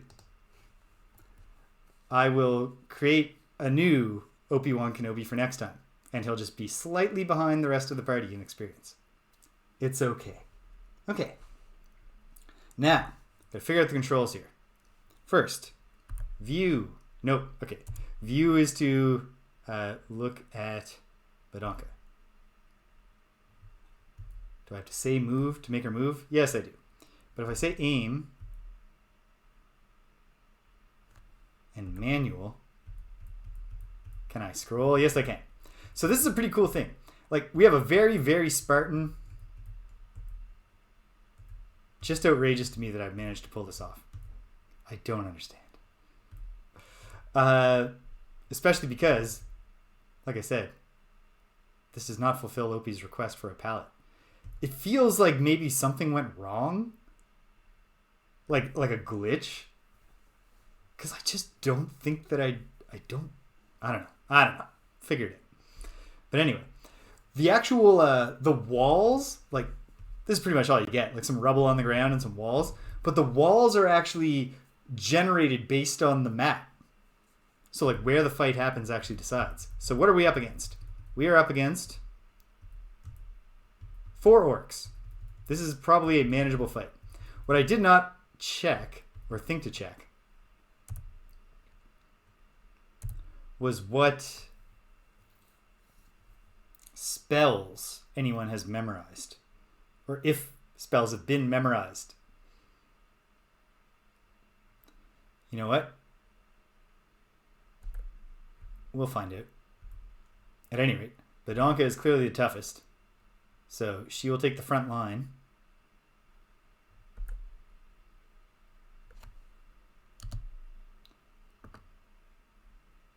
Oh, whoops. Okay. Okay, good to know. I can cancel movement with escape if I'm dissatisfied. And I can stop short with the enter key, or return key, as you'd probably expect. That's good. Okay. If I say done, I can guard. Excellent. The avatar.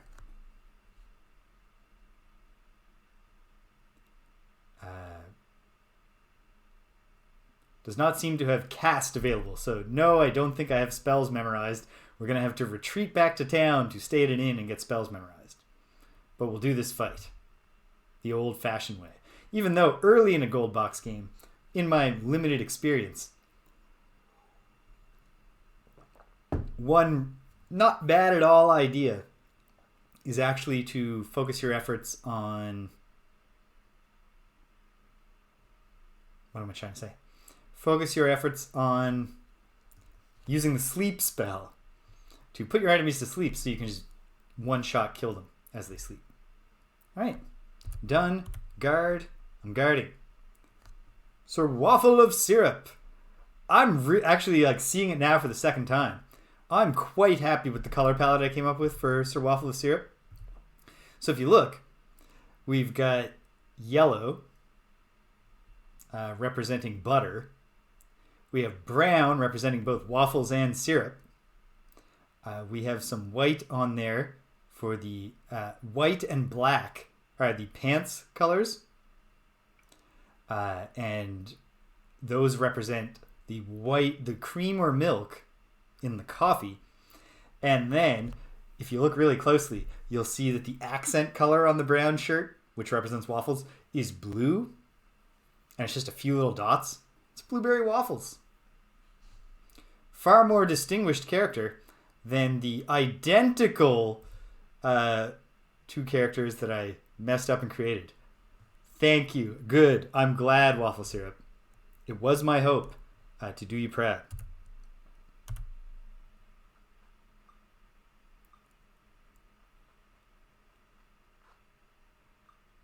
Alright, 4 damage to Waffle Syrup if I saw that correctly. For now, we're going to live with the CPU speed being... Actually, you know what? I'll try turning it down. It's just with the quick key turned down, it goes in 1,000 cycle implements. So if this turns out to be too slow, for next time I will custom it to somewhere in between 1,000 and other things. So, okay, fortunately, I was misremembering. I thought that it didn't tell you which character you were looking at. That's helpful. It still it does not really fully satisfy me. They are slightly different. I don't understand why, but they are.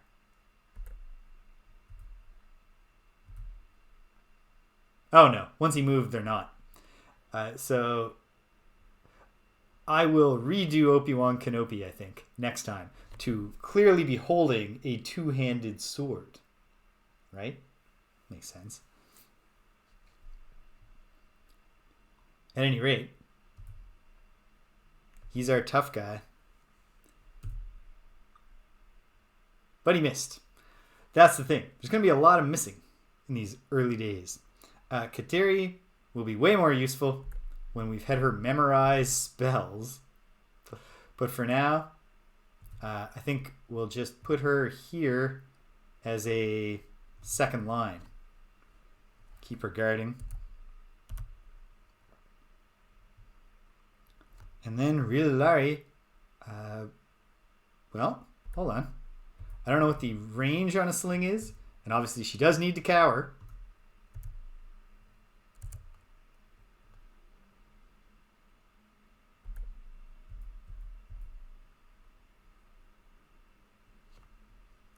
Alright. The orc only has 1 hit point.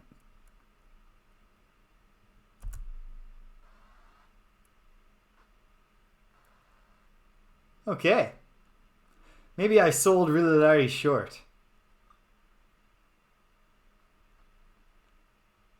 Because that was a good opening kill. There are clearly some sound effects here. Let's try actually listening to them and see if they're horrible. I can hear them coming out of my headphones. So I'm unmuting my headphones in the mix.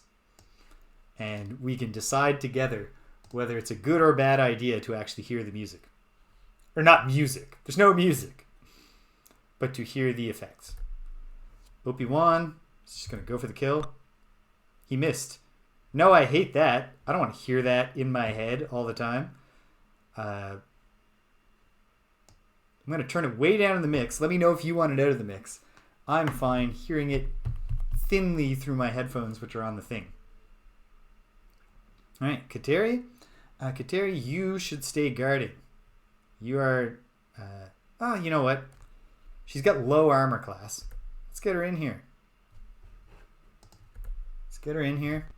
So... yeah. Waffle Syrup. Sir Waffle of Syrup takes his first attack. There's going to be a lot of missing. but I got a good 4-point hit in there. All right, Badanka. Okay. I will eventually have to learn the backstab mechanics, of course.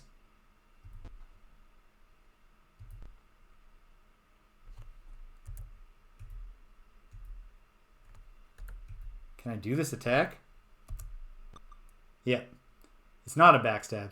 I don't know exactly how backstabbing works, but it's the big thing for thieves.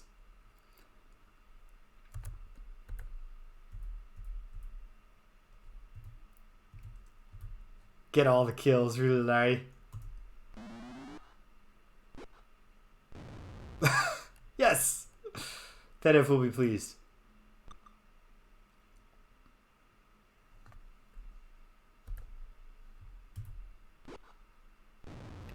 Boom!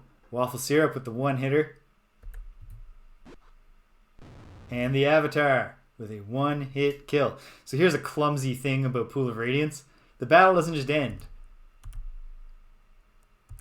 We gotta finish the round. Wait, no. Exit. Done.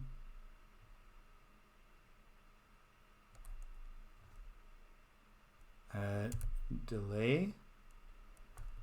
Done. Guard. Done.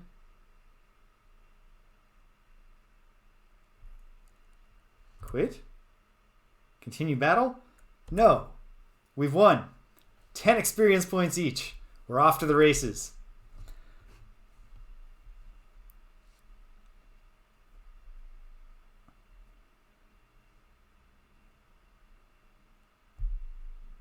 Yes, that is true. We didn't get beat up too bad. I think Obi-Wan Kenobi took a hit, but I think that's about it.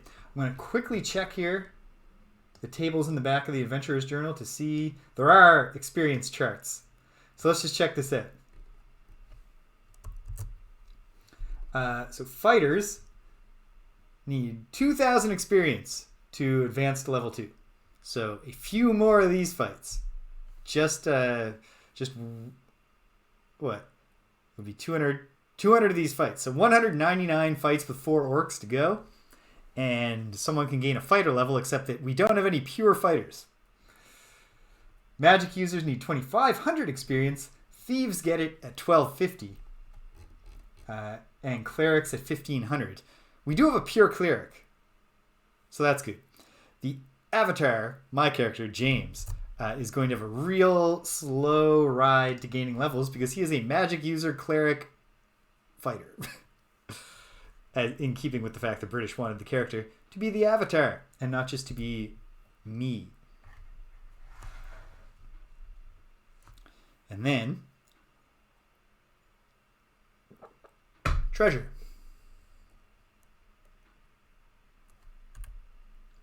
Oh, whoops. No, don't view. Okay, how does this share command work? I don't know. Okay. Well, OP1's up front, and we can easily pool this stuff. Look at this ridiculous amount of money we just earned. Because SSI was required by TSR to be extremely faithful to the rule set in order to get the license, they had to use the treasure tables. And there's an excellent, if you go looking on the CRPG Addict blog, crpgaddict.blogspot.com, in the list of special topics posting, there's a 2-part guest post from a reader explaining why the Advanced Dungeons & Dragons treasure tiles are broken and why it was therefore impossible for any of these games to ever have a good economy. And we'll just take all the gold we find. And for now, we'll also take all the junk we find. Okay, we're going back, not because we're like all beat up, but because we need to memorize spells, and they're not just going to let us rest in the slums here.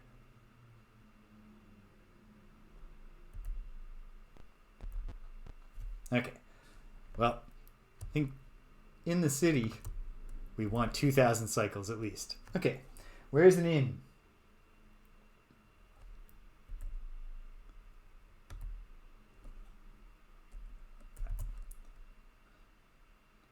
I'm looking east now. Then when I look west, I'll be facing south. And then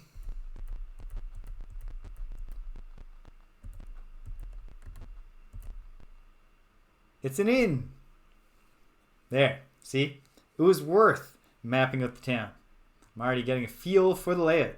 Yes, I would like to stay in your inn. Obi-Wan will pay with all that money he just picked up. The party makes camp. All right, here we go. Right now, Waffle of Syrup is a magic user. Magic. Memorize. He can memorize one magic user spell. Okay, well, we'll take sleep. All right, exit. Exit. Yes, memorize these spells. I am a magic user. Memorize. I can have 3 cleric spells and 1 magic user spell. Well, we're going to keep this simple. Cure light wounds, cure light wounds, cure light wounds. And then, oh, I don't start with sleep. Oh, yes I do. I just have so many spells because clerics just get all their spells. We're just doing sleep for now. Until we get to more complex battles, if we're just fighting mobs at the start, sleep is going to be our spell.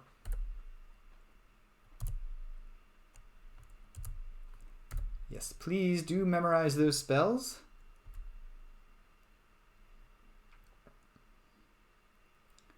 And then Kateri is pure cleric. I think we will primarily have her also be ready to cure. But you know what? Can't hurt to have a bless. So we'll get 1 bless in there for now. There. Good enough. Yes. And then we will rest. For how long? This is frustrating. How long does it take to memorize spells? This is the one thing. Because I'm not using the gold box companion, because it turns out you can't do a la carte and just import the fix command. I guess I gotta learn this somehow. You know what? We're gonna learn it with ye old trial and error. What time is it right now? 03:17. Sure, let's try that.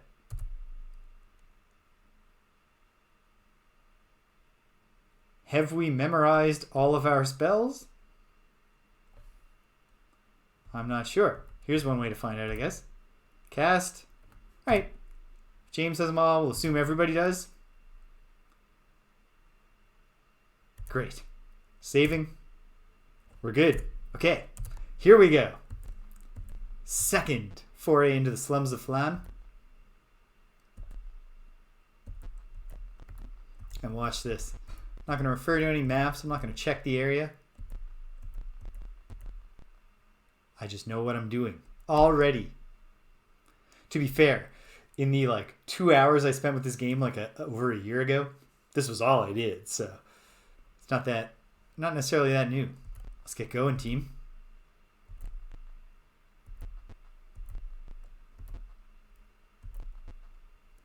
Okay, now we're in this big open area. And it looks like there's 1 door. A small party of orcs. We're surprised by them. Ooh, a primitive animation. We did. We just saved in the inn. Okay, this one's just starting.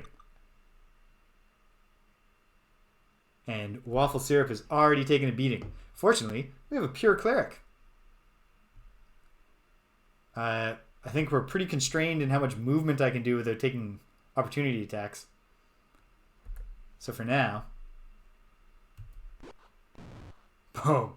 Alright, Waffle Syrup is a killer, which is extremely helpful.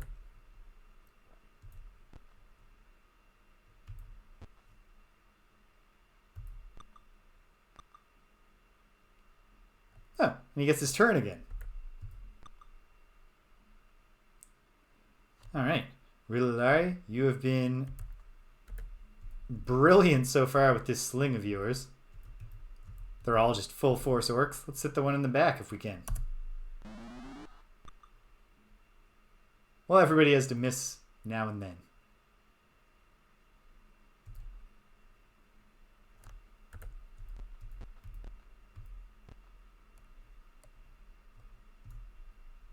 Cast.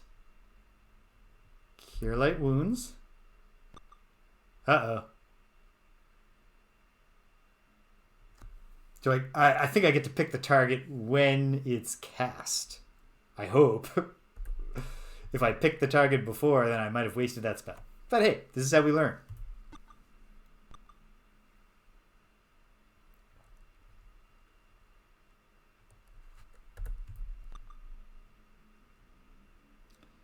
Atari, yes.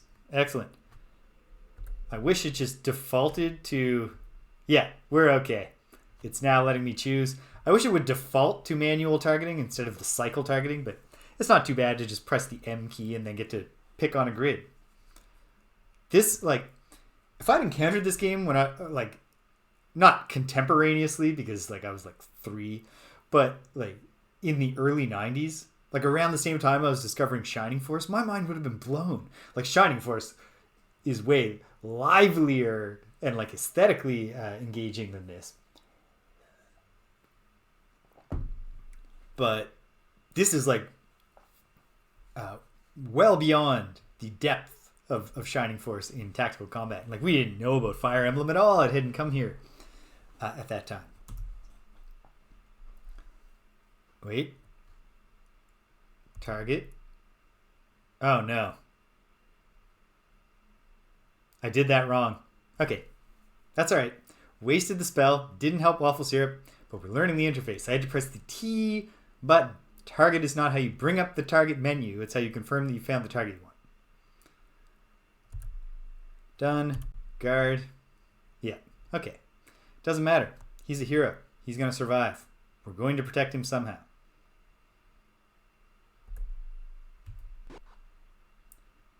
Oh, that's good. Ooh, Waffle Syrup took another point of damage. That's bad.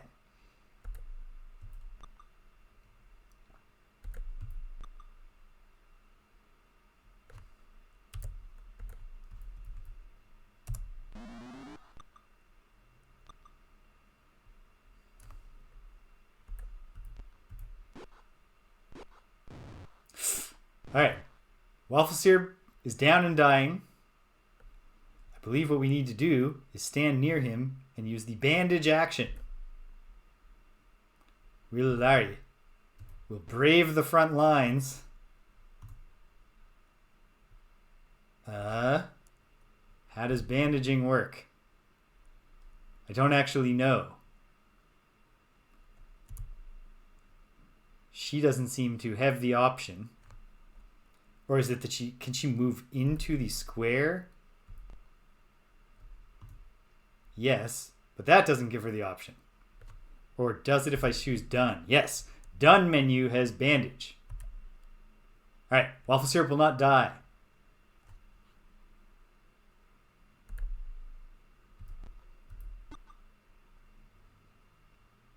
All that talk about memorizing the sleep spells, and I didn't even think to use them. Now Waffle Syrup is down. No, it's all right. It's all right. It's okay.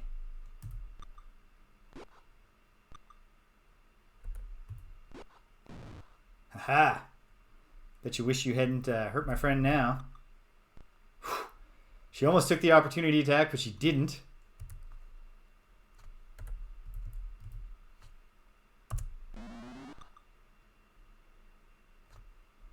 Kateri has a flail. She should get in there.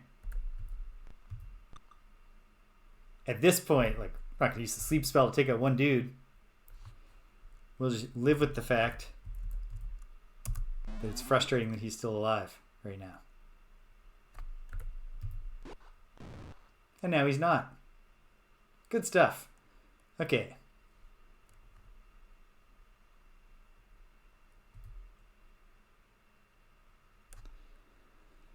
All right, second time's the charm, perhaps. Oh. There we go. Cast Cure Light Wounds. Excellent. I'm casting it. Manual.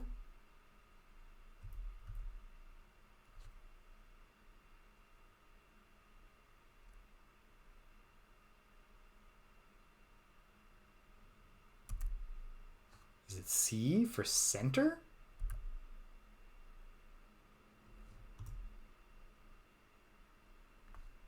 Okay, let's just use the cycling. Oh, it's range. It's a touch spell, of course. Okay, then in that case, we'll start with OP1 Kenopi. Partially healed. No, we won't continue the battle. We will retreat. Heal up. Do better next time. 16 experience each. Nobody's dead, which we like. Alright, OP1. Take 96 silver. Let's get out of here. Before it's too late, before Waffle Syrup takes a seizure or something. Oh no! Angry kobolds. Let's parlay. Let's see if we can intimidate them. Nope. They didn't want to talk. Ah, thank you, Jimmy. That's useful. Okay. Okay. Kobolds are not super intimidating. So we should be fine here. Qatari delay because I don't think you can move right now.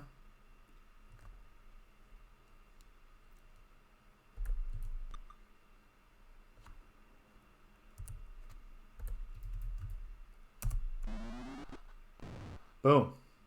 Excellent.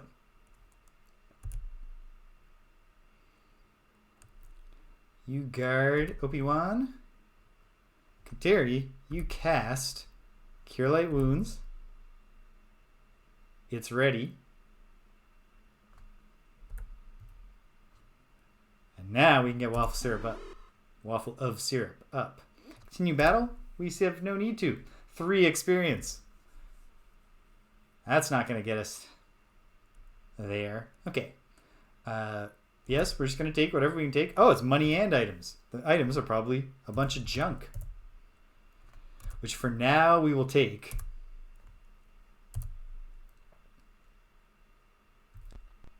But before too long, we'll be rolling of money. We'll just start ignoring that junk. Okay. So, to the inn.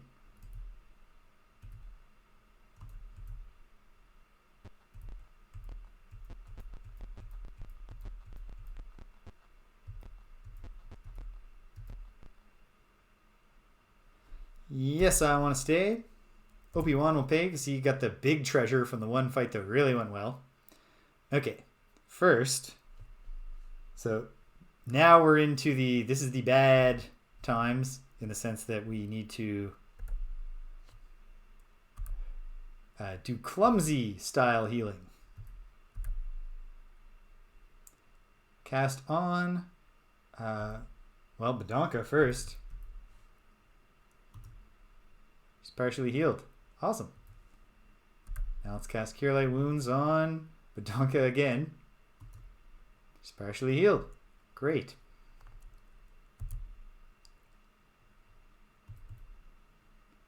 Alright. And now we must rememorize cleric spells. For now, we'll just do pure Cure Light Wounds.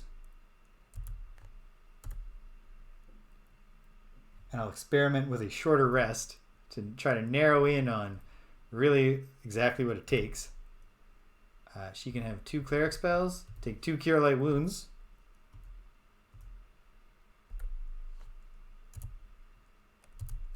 Yep. And then we'll rest. Sure, for 4 hours 45 minutes. Perhaps it's actually setting the time that is required to memorize the spells. It actually feels like it might be, which is great. Cast Cure Light Wounds on Badonka. She's fully healed. Waffle Syrup, partial. Alright, come on, Avatar. I believe in you. Get everyone to full hit points. Fully healed. Fully healed. Alright. And we must re-memorize. Fortunately, you pay for the inn and you're golden. You can sleep as many times as you want. So we'll restore our set of spells here.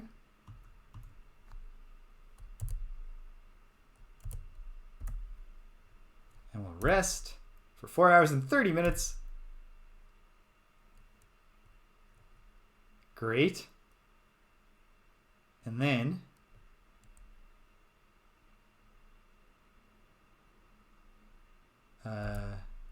there we go. Save. Slot A. Do not quit to DOS. Hell no. Not quitting now when things are heating up. Okay. Back into the slums. And this time, ooh, it's nighttime. I wonder how much that matters.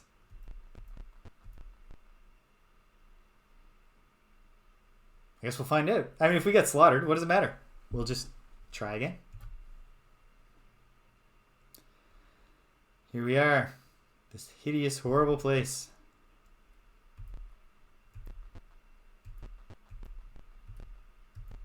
So far, pretty linear.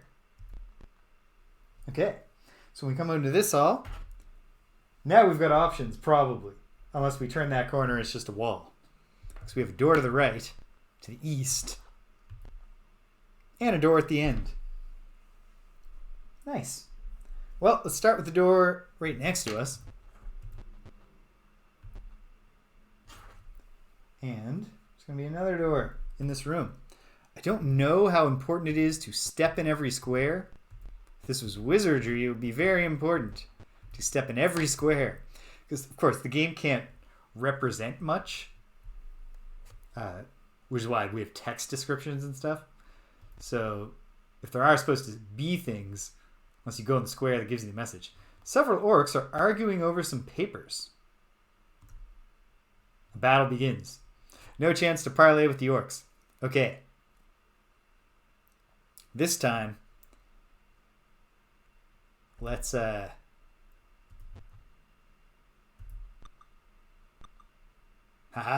missed Sir Waffle of Syrup. That's what I like to hear. I think I'll just have Kateri go to here for now and guard herself. Haha, missed Waffle of Syrup, missed Waffle of Syrup, missed Waffle of Syrup. Excellent. So right now, the only people with magic user spells are myself and Waffle Syrup. Oh, with the area... Ooh.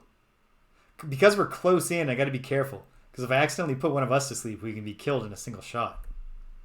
And I think that kind of friendly fire is possible. So, let's just, for now, let's do this with our weapons.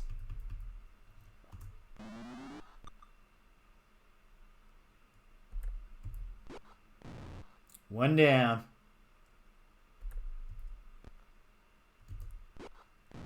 Two down.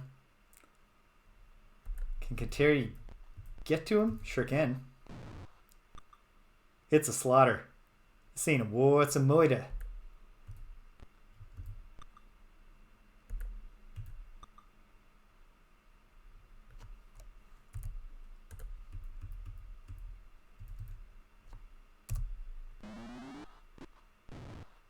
And he's down. But not dying. But I guess we're going to let him live. So that's exactly all the hit points he had taken away with that shot. All right. Good job, team. Now we'll just guard until it asks us if we want to continue, which we don't. 77 experience points. I don't know why. But I'm not going to question it too much.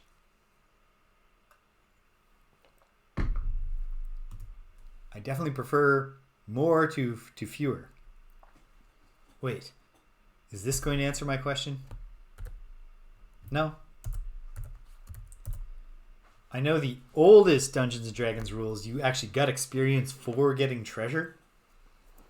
But that doesn't seem to be what's happening here, because this is less treasure than we've seen. Clerical scroll with 2 spells. Well, Obi-Wan's not taking that. Wait. I don't even know how clerical scrolls work. I think I'm going to have...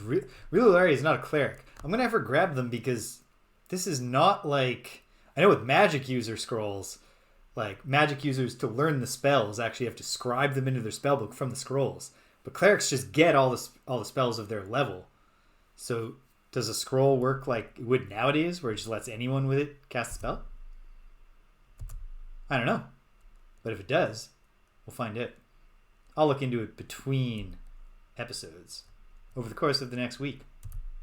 Great. Otherwise, there's nothing here. So we just seedy looking kobolds. We do not have the option to try to parley with them. I guess we have to walk up to them to parley. Let's advance and see what happens. I'm not really scared of them. Parley. We're conversing. All right. So we don't have anything so sophisticated as a dialogue system. This is not like Ultima 5 where I'm going to be typing keywords and having a conversation. Instead, you just choose your posture. And I think with a bunch of kobolds, we're going to be abusive. See if we can bully them into submission. The leader speaks. The boss don't allow your kind in his territory. Leave now or I'll have to run you in. What do? We stay. A battle begins. Gentlemen, kobolds, my kobold friends, I think you're going to come to regret your choices today.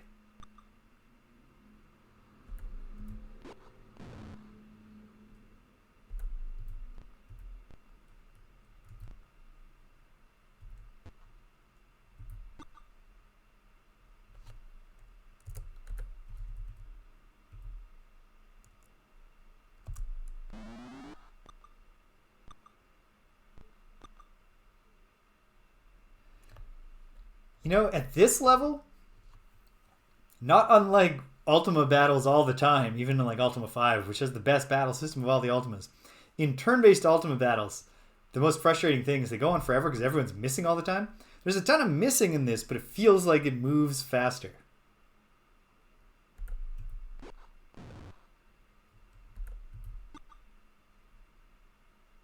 Oh, one of them ran, abandoning his friend to be killed. No, he surrendered too.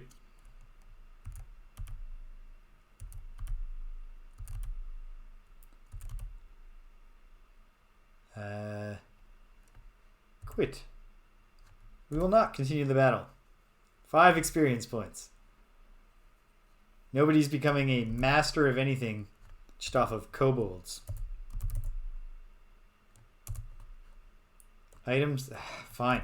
Take your crummy short swords. Alright. Well, one other choice. Spy a group of seedy looking goblins. Let's wait and see what happens. Do they come towards us? The monsters flee. Yeah, that's right. That's right. As the Avatar, I can see that my reputation precedes me. Well done, everybody. The Avatar right now is just, his mind is blown by how structured the combat tactics of this party is. This party are. Alright, 3 doors.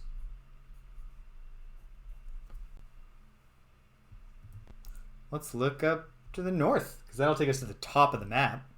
It's locked. Can we bash it? Hold on. Bash. Yes, we can. We bashed in. A healthy-looking goblin is instructing a group of young warriors. He smiles and says, I see our opponents have arrived. Cool. All right. We're helping. Except that we're going to kill them all in this battle. Whew, there's a lot of them. And there's an elite one. And, oh, they got a hit right off the bat. I don't like that. I didn't even see who it was on, but we'll find it. Right, that whole thing I said about turning down the cycles in combat. Perhaps we'll find out who gets hit next. Goblin Guard goes down and is dying. Very good. Okay. Going to take a step back. Hopefully not being hit. Oh, I got hit. Alright, that was a bad choice. I was trying to take a step back to cast a spell, but now that I've been hit, I can't cast a spell this round.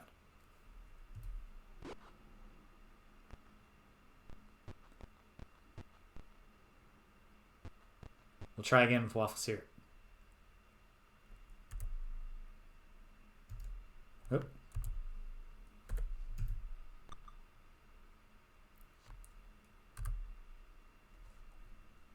cast Sleep. And then we'll aim manually. I believe it's a 3x3 square, but I'm not positive.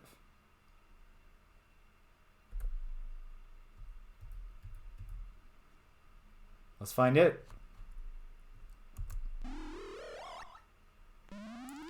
That one's asleep. Asleep. Asleep. Asleep. Asleep. Asleep. We got them all. Well, from here on out, it's mostly just cold-blooded murder. But we do need to fight this awake one. Oh no! Kateri is dying. That's bad. Okay. Rililari should take a shot at the one that just put Kateri down.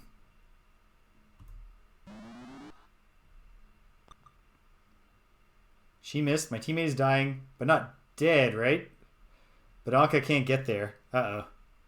Okay, Badonka will start the kill. She's a thief. She should be doing the killing. Watch this. Boom. With one cruel blow. It's just an instant kill deal.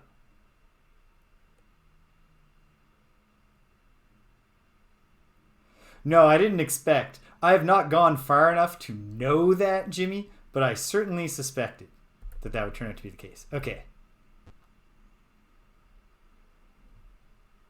From here, can you bandage? Do you have to be standing on someone to bandage? No. Kateri is bandaged. She will now live.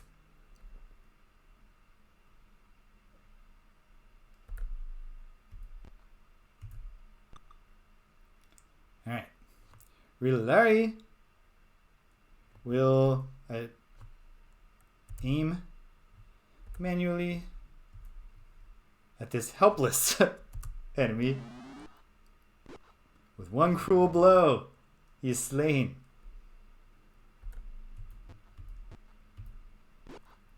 Boom. Getting Fauchard forked.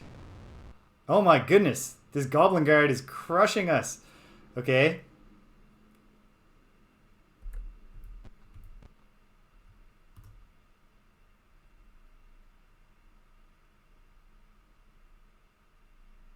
Ooh.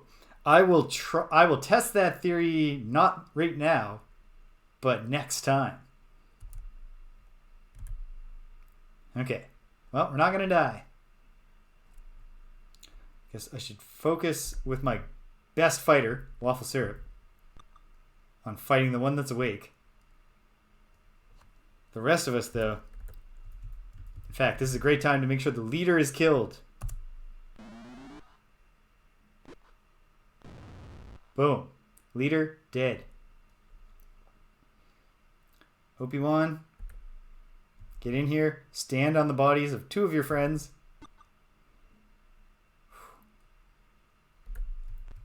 Badonka, keep at the killing.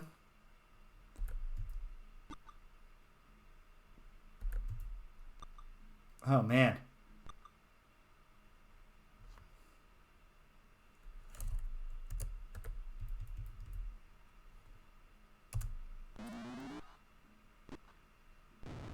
Boom.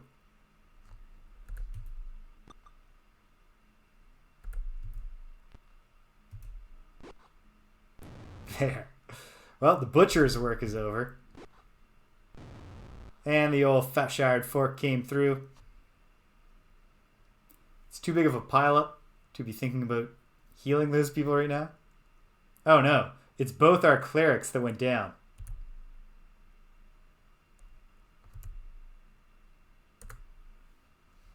$136 experience points. And probably good treasure, but we need to retreat from the slums. Money. 168 silver. Not bad. What about items? Oh, goodness. Just like a ton of items.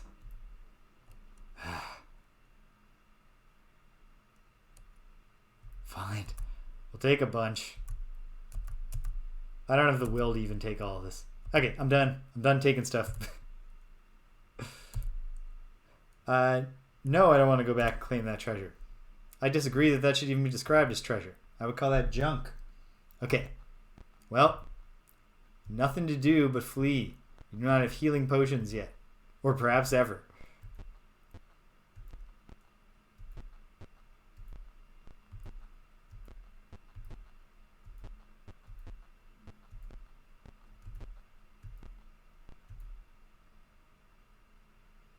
Alright. We've made it back to town.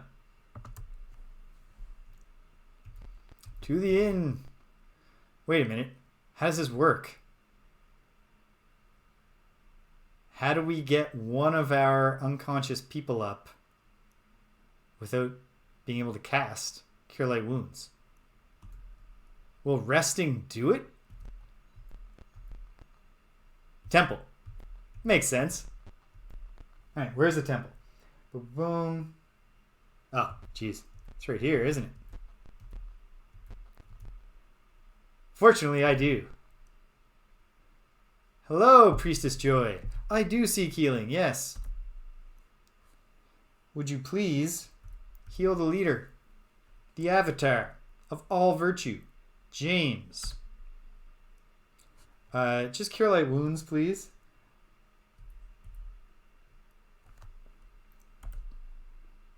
$100 gold pieces. Fine. We'll do the rest ourselves. Not enough money. Oh, hold on. Hold on. Okay. Look at Obi-Wan, who has... What is the conversion? A platinum piece is worth 5 gold pieces? Okay. So... Oh, I get it. So we're not choosing... it's going to work like this. I'll say heal by casting Cure Light Wounds. 100 gold pieces? Yes. No, she did cast it on Obi-Wan. Damn. Okay. So the way to do it then is to pool the money to the avatar and then heal. No? What? He doesn't have the money.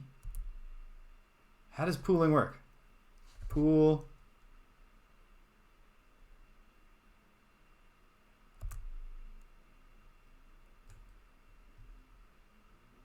What the hell?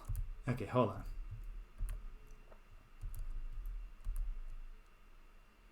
Where'd the money go?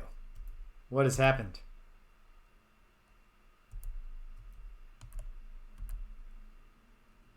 Oh, do we have to go to items? No. What on earth? What have I done?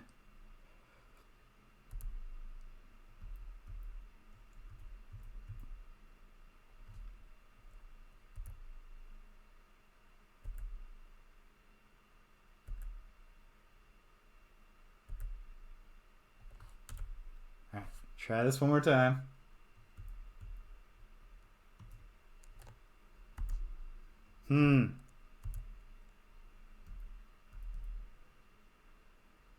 Maybe I don't think Kateri is going to have enough money. Nobody has the money except Opie. And I believe I've somehow caused him to not have money. Oh, wait. Now I understand. Well, we don't have enough anymore. All right, I messed up. I think we got to start again. We're going to have to fight that big goblin fight again. But that's just a chance to do better. Right? So let's relaunch.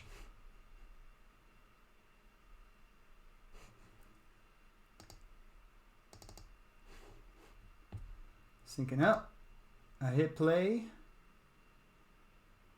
We launch.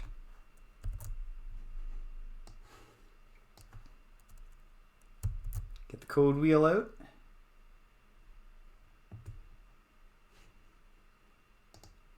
Okay.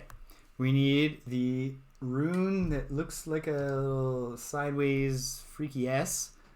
We need the rune with a vertical line and 2 horizontal lines. And then we're reading from the ... one. The code word is trout. Thanks, wheel.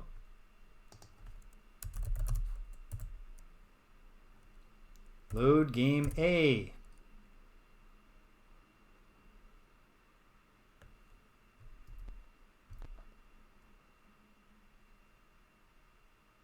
All right.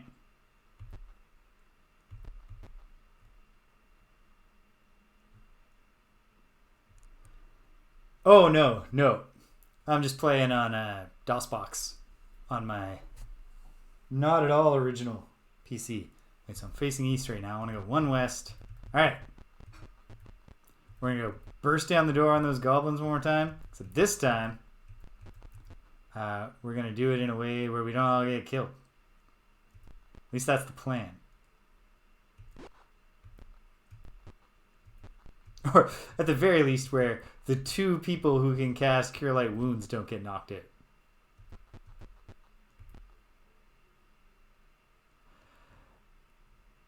Yeah, I think it is disabled. I don't think it's necessary for me to... I think if I just hit enter, it'll launch.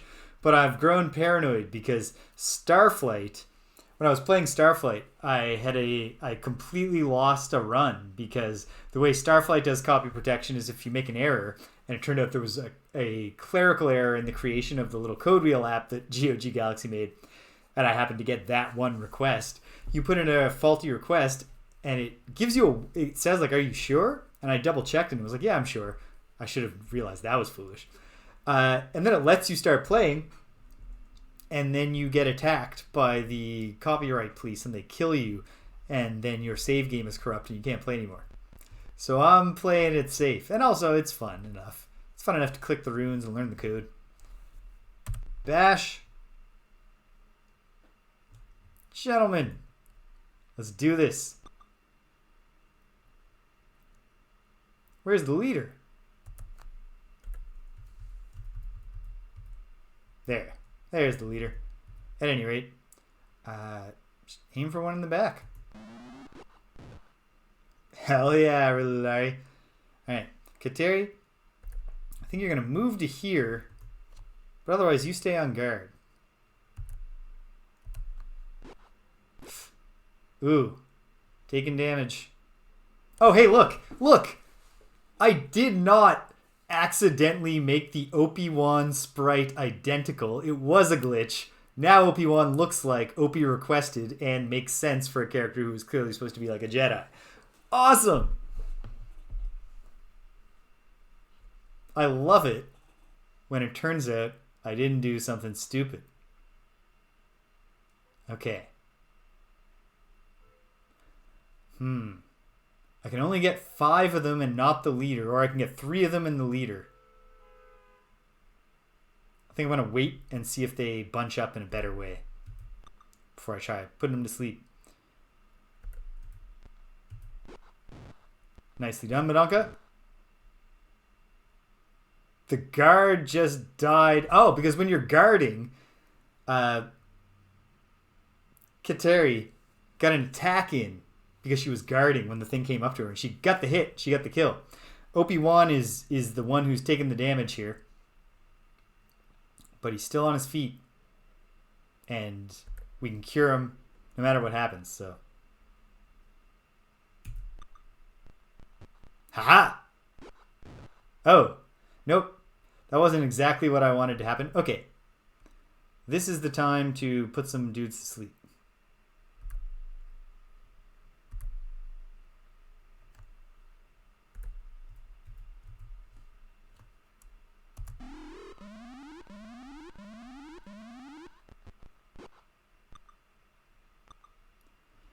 Great. They certainly are. And until the moment that one happened, I forgot how they work in AD&D. Like, that the guard one does one as well as the standard. If you try to leave an enemy's combat range, they get one on you. Okay. We gotta get that bandaging done.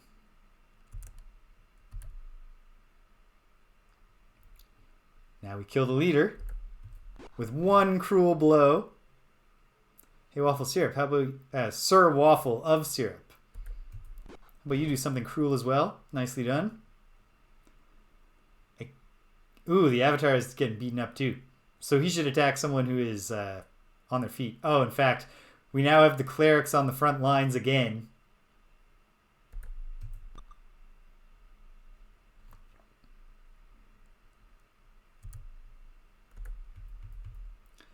Maybe Rililari can keep her streak alive. Almost. Nice.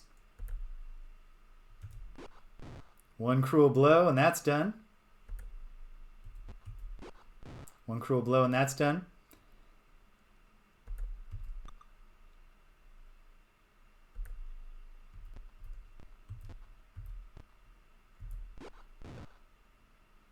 Excellent.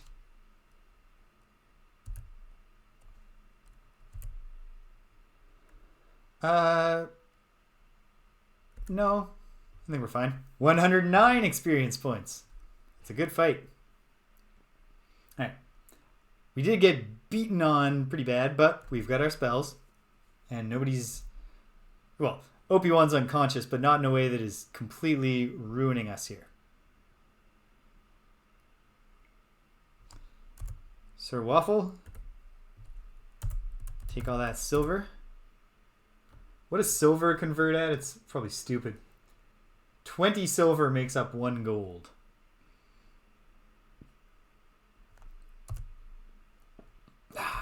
Fine. Waffle Syrup will take a Sir Waffle of Syrup will take a bunch of junk. Great. No, I don't care about the rest of this treasure. I'm not invested in it. I shall cast Cure Light Wounds. And I shall cast it first on Opie-Wan. It's partially healed. Excellent. I'll cast a second usage on myself. Fully healed myself. Excellent. Alright. Opie-Wan's not at full, but he's in pretty good shape. So let's keep going.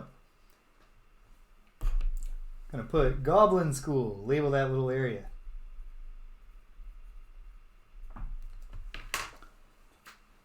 I figure the random battles probably will just continue until we've cleared the slum.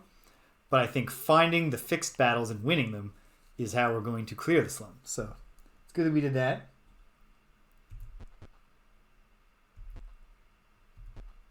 Alright. In this big room, the door, single door, and it's right there. Cool. Let's see where the other one goes. Goblins. We've surprised them. Let's see how goblins feel about being abused and bullied. No, we're going to stay. Alright. Well, this is a much less intimidating goblin fight, although goblin guards are pretty tough compared to kobolds so far. So we do want to make them dead. There's not that many of them. We're not going to use another sleep. Unless we get in a desperate way.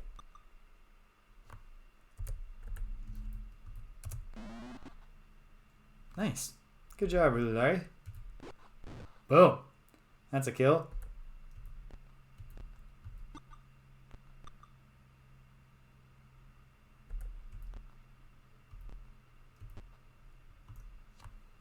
Done and guard. Ah, she missed her opportunity attack, but I'm just glad that she took it. Oh, geez, I have the cycles way up. I was like, this seems to be going even faster. And it was. Boom. Goblin Guard is dead.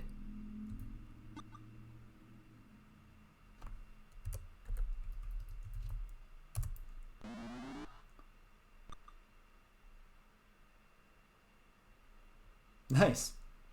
We missed, but even just the thought of being hit between the eyes with a well-slung stone and killed was enough to make that guard give up.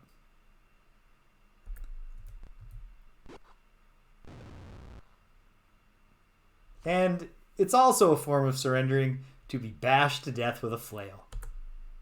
Victory, 10 experience points. I think the goblin leader is the real reward.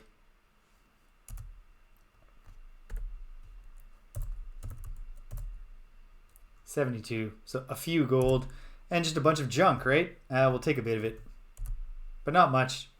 I can't get invested in looting countless swords. It's realistic for them to have that many swords, so good on them, but oh my goodness, I don't find it compelling to loot it. So here's the other door that we haven't tried in this little area.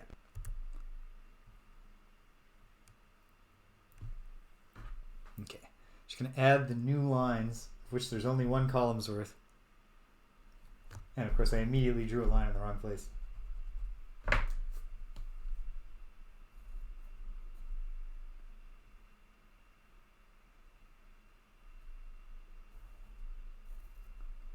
then going down, there's a... that one goes over and down, and then this goes down. Then we skip one, we connect there. Goes all the way down. 1, 2, 3, 4, and it goes over there. Nice.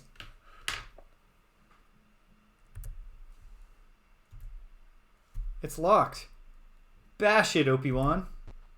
Nicely done. Ooh, it's a different looking area. That's fun. Let's wait and see what these kobolds do. They just fled. I think that was probably a wise choice. Not judging them. Okay, so if I'm facing into this room, there's a door here. And then there's a door directly on the southern wall. Let's go south.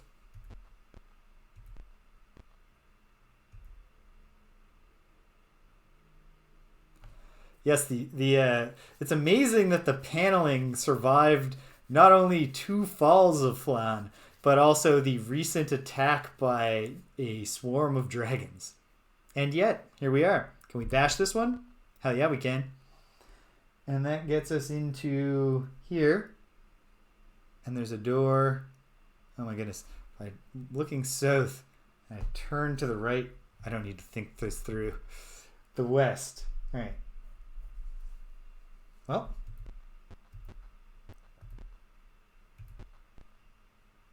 This door is not locked.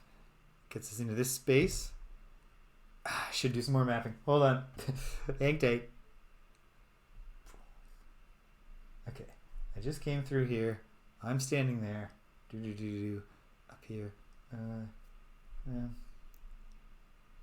Okay. There we are. Drew that. Should be a line. Horizontal line right there. Very good. The middle of this is going to come down 3 and thus.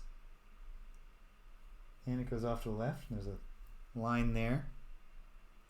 And then down below, there's this.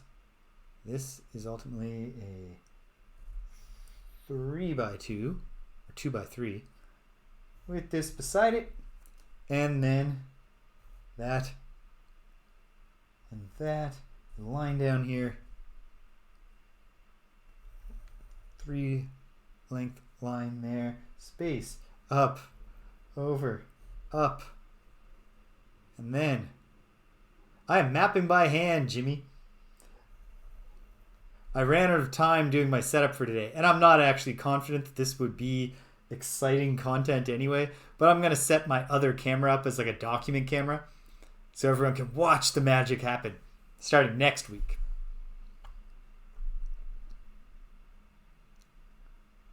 4, but that's a line. There's a line. Over. Up 2. Over 1, down 1. In 1. All right. Updated. Okay. So right now I'm facing west. Oh, goodness. Where am I? Aha. Yeah, that now that I think about it, yeah. Like, what am I worried about here? Slowing the pace down too much?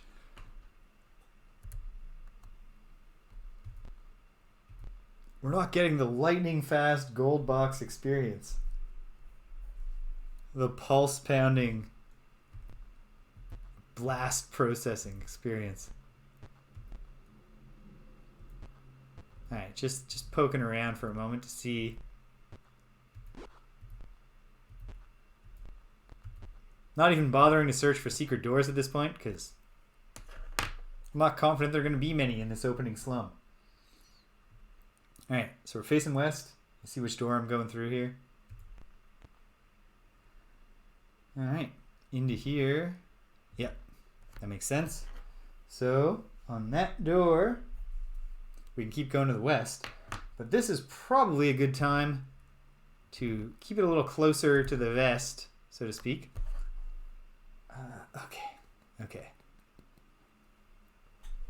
I am here right now. Means, okay. So this, I now know, will look like that and that. At whatever time that I do get there. This comes down 1, over 1, up 1, over 1. And that's the edge. Oh boy, we've reached the edge. So this is over 2, up 3. Yes. With that 2 up there. And that going over. And then up, over, down, around. And then connect that. And then doot doot. Excellent. What else? Hold on. Over from here, I see this goes down. Over 2. We have an enclosed square there. And that. Very close to having completed this map. Alright. Continuing back eastward. You are just north of the entry to the old rope guild. Oh, you don't say. Okay, wait. So I'm standing here.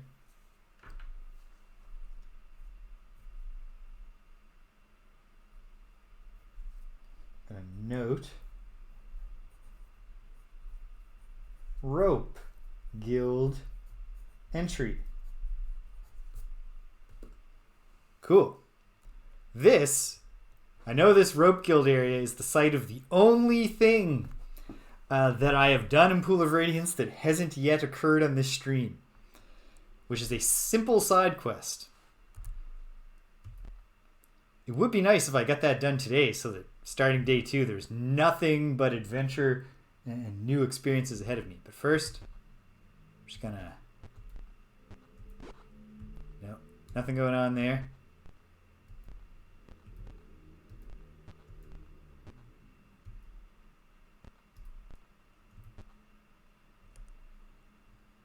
Okay, here we go. Into the Rope Guild.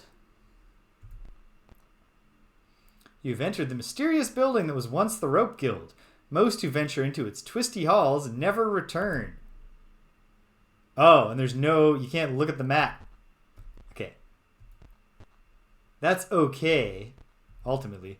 Here's what I want to check. Does this match? Like, do I have the map from outside if I go in?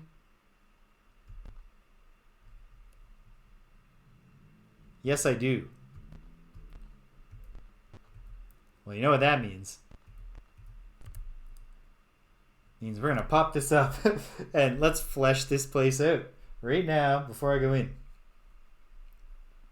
Down, down. over 2 and down, over 2 and down. Then there's that. And then there's this. And that goes like that. And that. And that. And that. Okay. It's not a full map of the area, but I think it's enough to get started. Wait, hold on. Can we save in the field? Yes, we can. Let's use the B slot. No, we're not quitting. These are just getting pulse-poundingly exciting. Okay, we're in. So I know the whole thing going eastward, except for like where doors might be.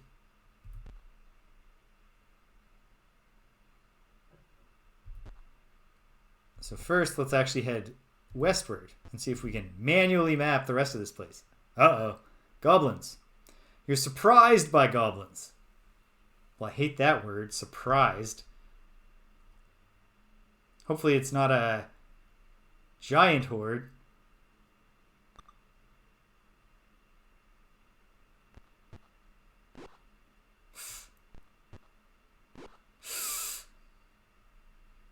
Okay, well, we did just save.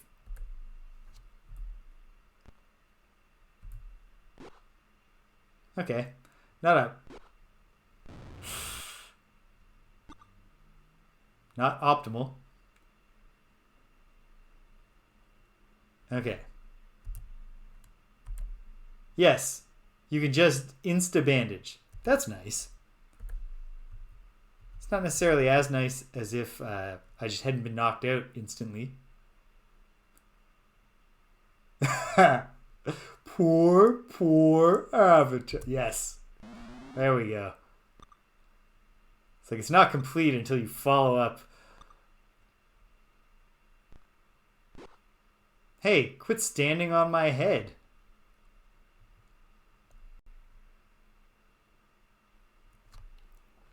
I've heard that. And fortunately, I did a little bit of stat tweaking just to, except with the ones I created, Kateri and Bedanka. But the ones, all the fan created ones, I did a little bit of tweaking just to optimize prime stats. But nothing abusive, I don't think. Missed. Uh-oh. Down to 2 hit points.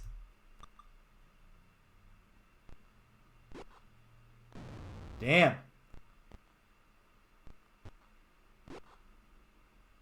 We might be reloading quite soon.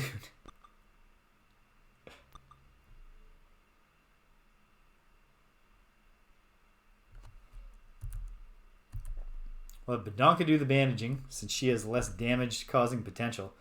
It sucks that they're scattered like this, because we can't place a good sleep.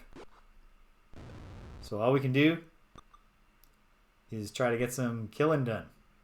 And just hope they keep missing. What I was hoping is that they would keep missing. Okay.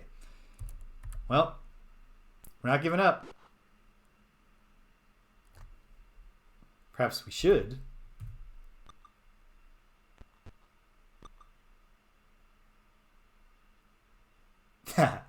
Yeah. We're, like, I don't know. Like, some of our stats are pretty good. But, in fact, the James character, and this was not done as an arrogant authorial self-insert, but rather, the James character is actually British created him and said, like, make him the Avatar.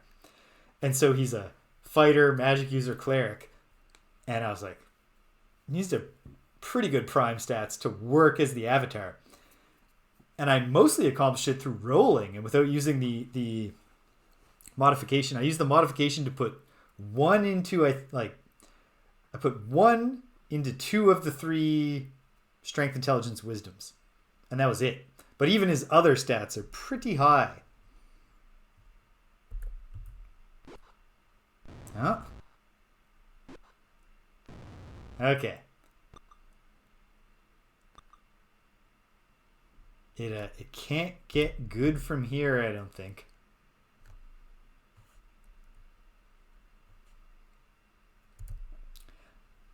I don't even know if you try to do a ranged attack with an enemy next to you, do they get to kill you? Oh yeah, you can't do it.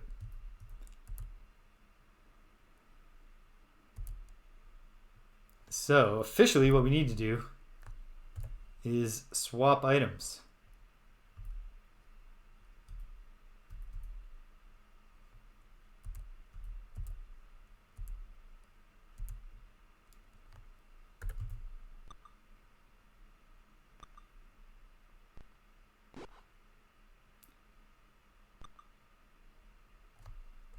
Be awesome if we won somehow.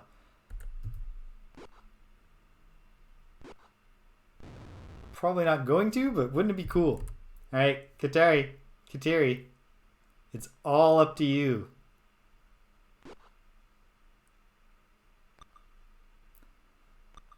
She does have a very low AC. It's pretty much all we got going for us at this point. Alright. Come on. Tank them.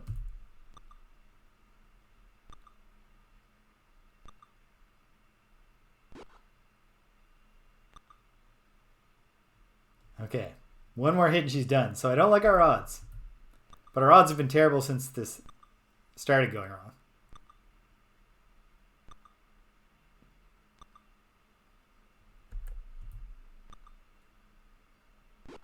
Alright. There we go. Well, we get to see the game over screen.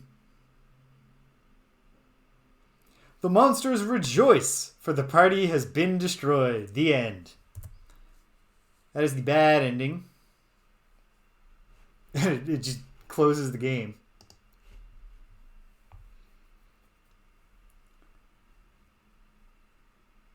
So let's fire it back up.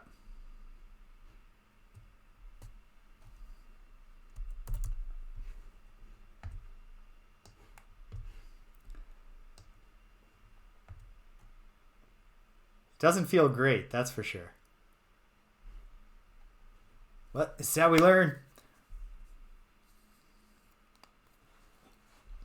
And I got, I'm pretty good for not feeling super hungry. Don't got to feed the cats. We can keep going a little bit longer.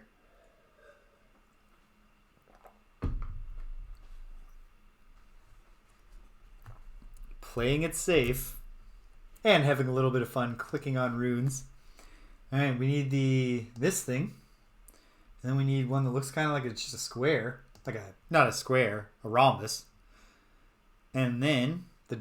one, the word is Gunga. We're in. Loading save game B. I'm going to try not to, unless like we get to like a point where it's like, you know, fight a mob, take another step forward, fight a giant, you know, like a boss rush or something. I'm going to try to not be too spammy or scummy with the saves. Keep it pure if I can. Okay, let's head down this way. Kobolds! That's more my speed.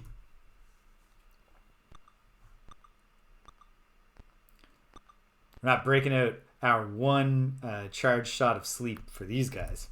All right, Kateri, you're kind of trapped there for the moment. We're in tight quarters here. One down.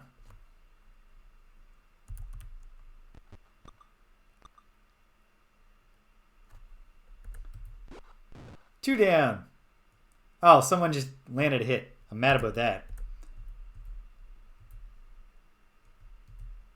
Oh no. I want to get killed by kobolds. At least when Kateri has something to do now when she gets a turn again.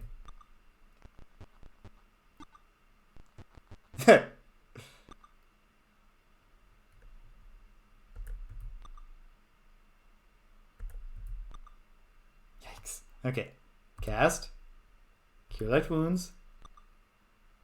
Hopefully it comes due before I'm knocked unconscious. See if we can take out this back guy. Hell yeah, we can. Alright. I'll aim manually. And cure the avatar. Fully healed.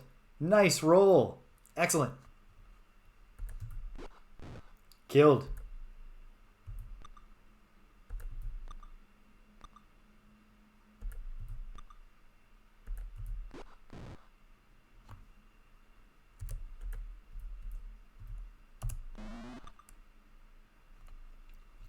There are things that are clunky about the interface, except with the couple of hours I put into this game a year ago, plus the maybe like 4 or 5 hours I put into Gateway to the Savage Frontier, also last year, but more recently. In fact, now that I think about it, I played Pool of Radiance 2 years ago. I've familiarized myself with its weird features, and as a result, we can keep things going pretty quick here, which is great.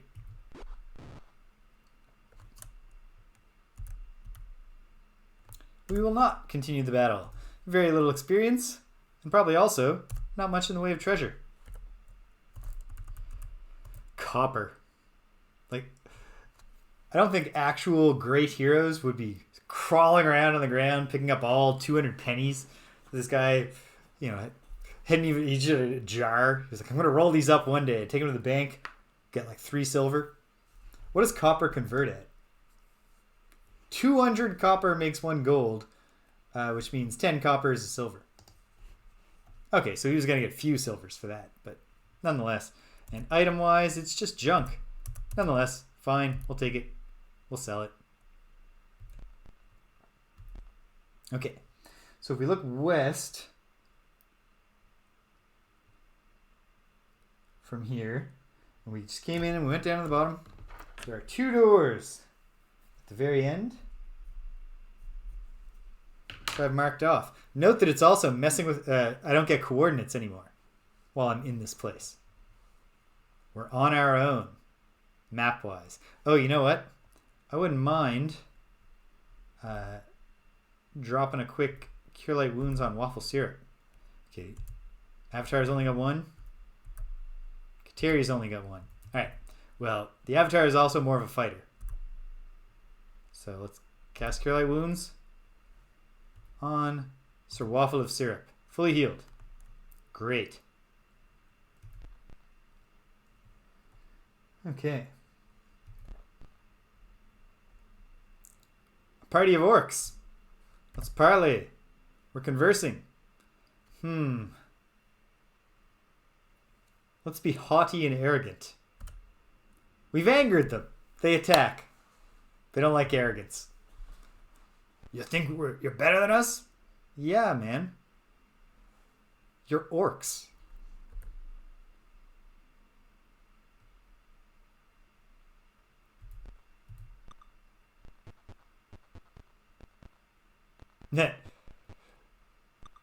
The backline orcs are getting frustrated.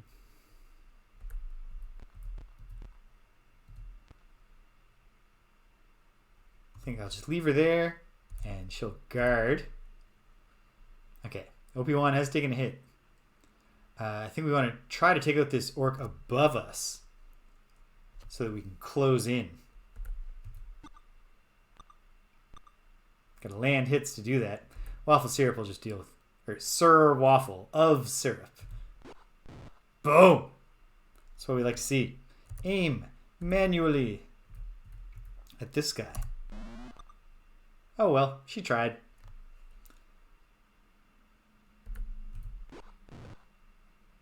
Beautiful. What I do need to review are the rules of backstab. Can I not backstab because I'm using a sword instead of a dagger? Is it just how I set things up? Is it surrounding an enemy? I'll figure it out. I just haven't yet figured it out. Landed a hit there. Right. Avatar is going to have to come down thus and get a kill. That guy's like, sweet, I'm in. Coach, put me in the game.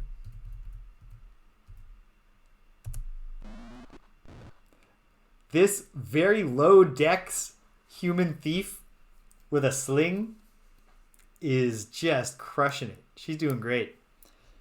Dedev will be proud to hear. Hopefully he's here tomorrow for Ultima 7. And I can tell him all about her adventures. The Adventures of Real Larry.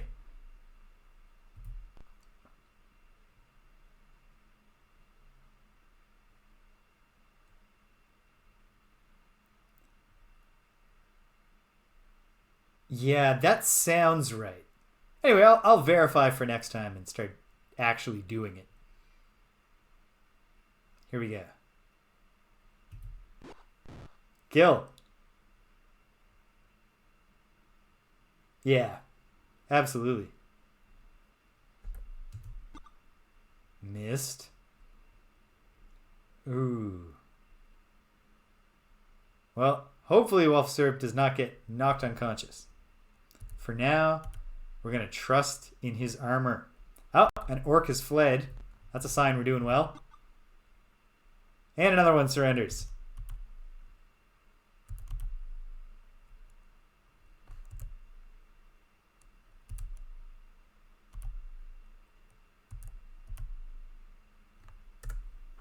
$18 experience.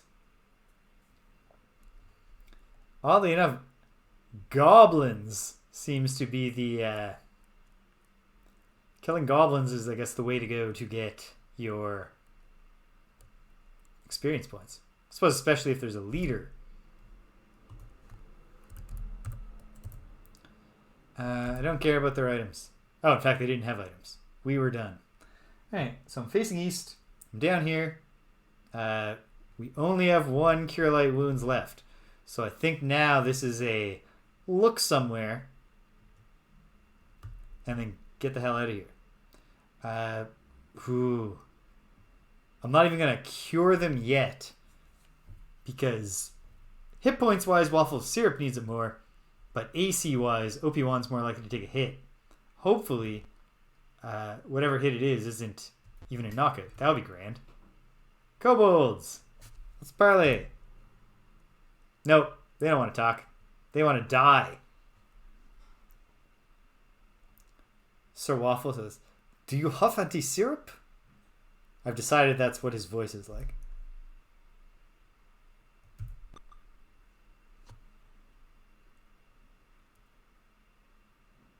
I should have had Sir Waffle cast Sleep. Oh well. No, it doesn't matter. Just kobolds. Kill one in the back. That'd be fun. Boom.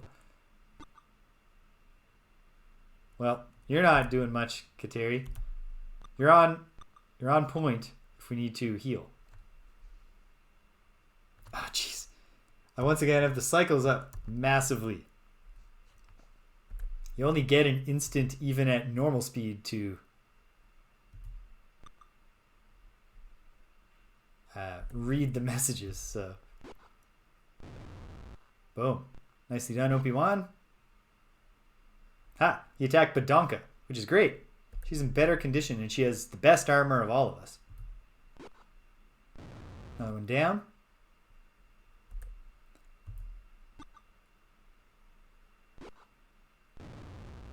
Alright. He went down, but he's not dying. That was a clean knockout.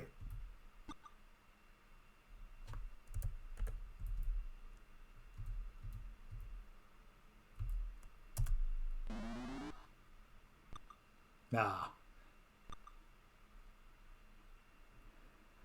Well, I'll just get Kateri into the fight for now. And we'll worry about curing his wounds post-combat.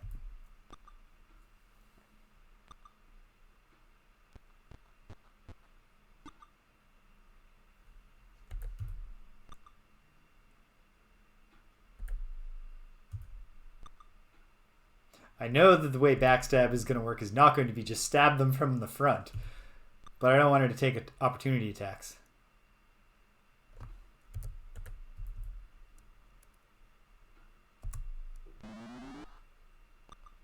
Ah, well. Down but not dying. I've knocked him unconscious. Oh no! Well, now it's the bad times. Bandage Waffle Syrup. We cannot be slain by kobolds. That's too embarrassing. We must survive. We must win. And then we need to get the hell out of here.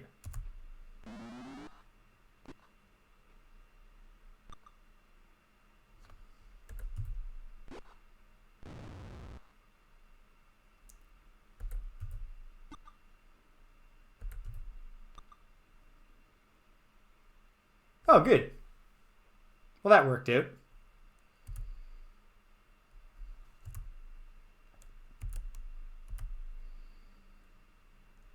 No, I don't want to continue the battle.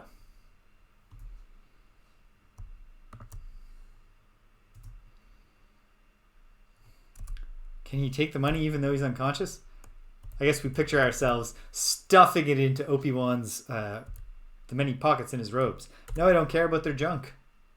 Okay. I hear Danielle is home. I should go say hi. Hang tight, gang. I'll be right back.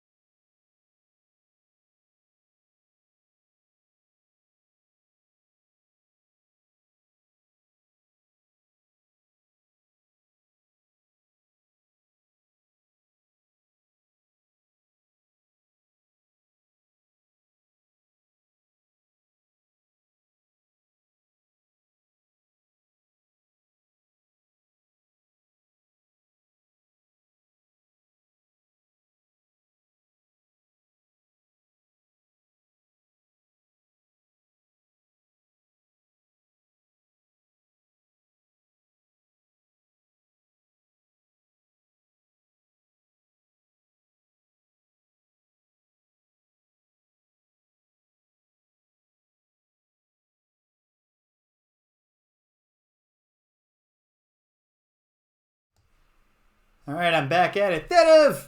Welcome. Rililari, despite her low dex, has been a killer so far with her sling from the back row. It's great. Okay, we got to get out of here.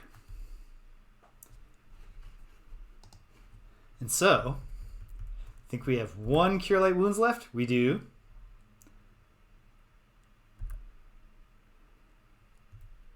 Let's get Waffle of Syrup back on his feet. Partially healed. Okay. Okay. Now, I'm facing south, which means... Okay, I know where I am. Ah! I put my headphones on, exposing myself to the terrible sounds. In fact, please, in the audience, let me know if you want me to just turn the sound off entirely. Seedy-looking goblins. Let's wait and hope that they walk away. Goblins are our toughest foes. Waffle of Syrup does... Sir Waffle does have a sleep locked and loaded. Oh, good. They weren't looking for trouble. More goblins. Hope they flee. Goblins love fleeing. Okay. We've made it outside the rope guild. And now... Okay. I think I know a good path back. If we can bash this door, because Obi-Wan can't bash it. Oh, bash is just done by the party. Okay, we bash through, and then we'll go through this door.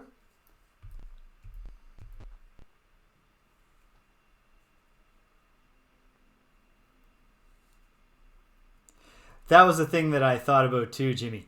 I have access to a lot of good music, some of which is definitely roleplay appropriate, thanks to, hey, if you ever like the Starting Soon songs on these streams, Aaron Hodges-Boyle, check out his Bandcamp. He has lots of music there. I gotta make a playlist or like figure it out. It's another to-do thing. All right, where am I going? Facing north. Right. North. I'm at 8-4. I just got confused. Oh no, I see where I am. Okay. Kobolds. Let's wait. Battle begins. Okay.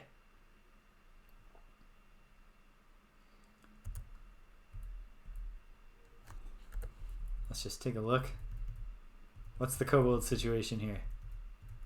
Where the hell are they? Oh, they must be north of us, I guess.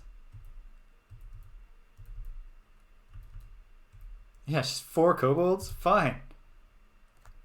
Fine. Come get it.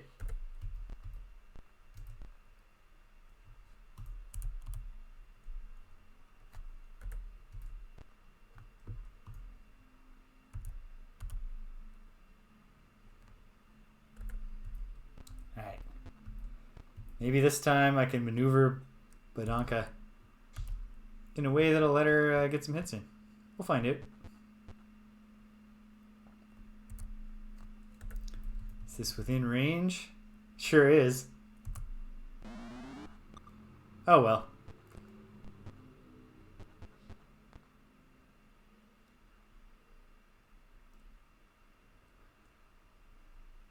Is it a $90... Are we buying cards or are you buying stuff for a computer game version of Magic? In either case, I don't think there's anything bad about it if you enjoy playing the game.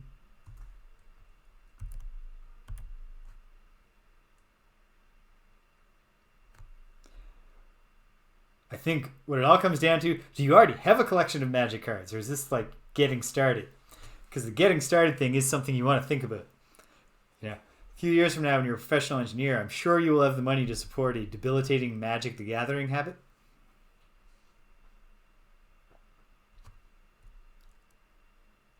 Ah.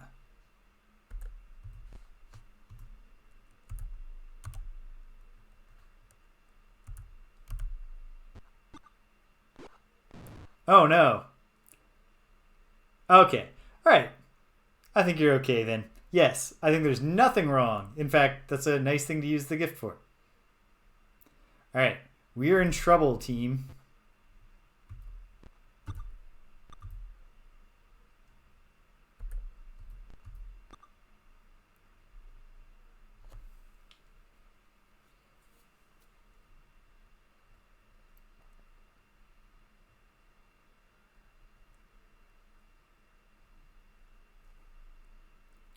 Take an aim. Alright, really, Larry. You're really our only hope here. You gotta get this done. Oh well, she tried. Yes! Alright, Badanka with the big opportunity attack. We're gonna get out of this. You know, it's funny. I was looking at the LGS when Jimmy typed it, and I was like, and I kept thinking Last Game Store, which is the name of a local game store around here. It's like, what does that mean? And then when WaffleSyrup repeated it, I was like, oh, I get it. Local game store. Like the Last Game Store.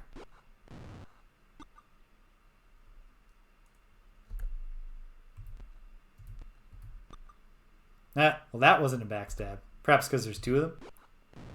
Or perhaps because maybe it only counts if it's a hit. Who knows? We're going to learn. We got plenty of time to learn. We're just fighting kobolds now. Well, I guess actually this might be a... No.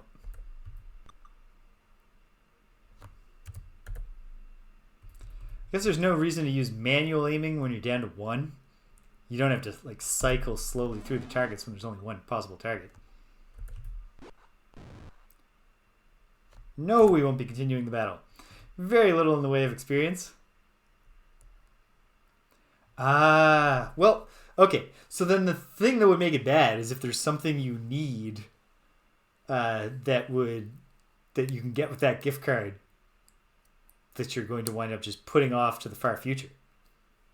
Otherwise, I don't think you should, especially when it's a gift, you know? I think using a gift card to get something that you like is fulfilling the spirit of what the person who gave you the gift wants you to do with it, right? Okay. We're getting there.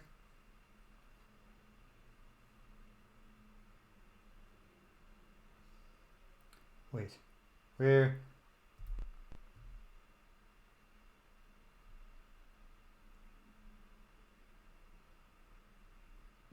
Then do it. There's no reason to hesitate. There we go. I just forgot to draw a door on the map at a crucial spot. Okay. Now it's just a run. Just please don't swarm us, goblins.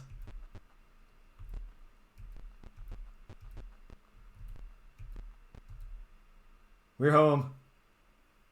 Okay. Great. To the inn. We have at least one of our clerics on their feet.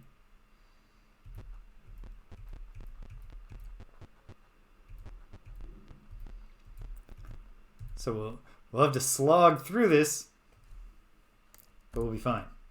OP1 will pay.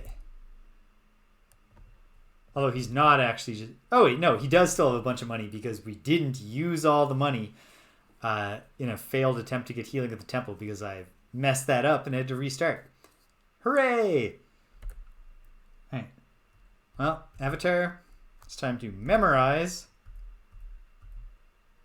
3 castings of Cure Light Wounds, and I might as well grab sleep while I'm here.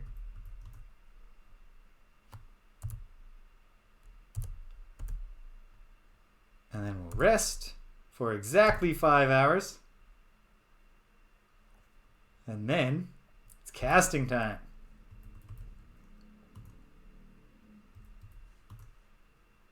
Partially healed. Oh, we gotta get Kateri up because that'll speed up this process. Oh, and she's fully healed. You love to see it. Okay, so although we're not using, we don't have the app, the Gold Box Companion, because it was gonna give me too much. I would not feel like I was betraying the original experience to take the fix menu option back, which is in all the other Gold Box games, and put it in this one.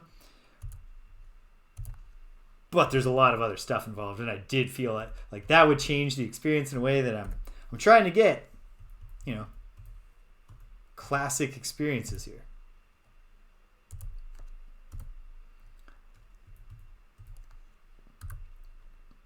Ah, right. Rest. But this isn't as clunky as it easily could be. I can live with this. Cure Light Wounds on OP1. Cure Light Wounds. This will get him fully healed because he only has 1 hit point left to gain. And then Sir Waffle, fully healed. Excellent. All right, Kateri, if you can fully heal Badonka.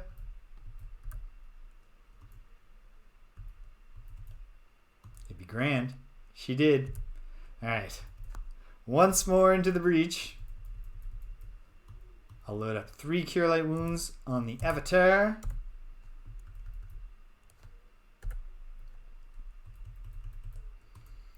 And 1 more for Kateri. We'll rest once more for 4 hours and 45 minutes. We got it.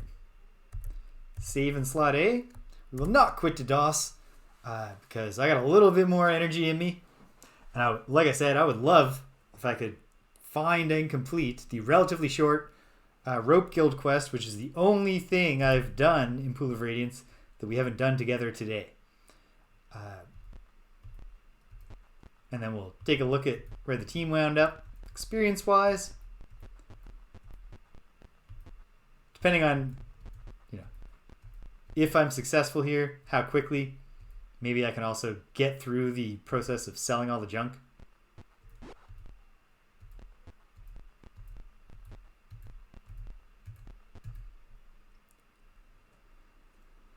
Surprised by orcs. Alright, it's on then.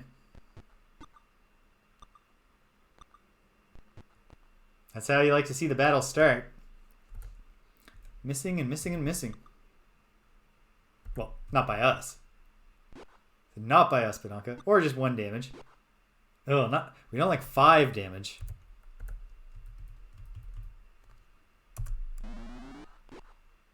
Alright, that was a hit.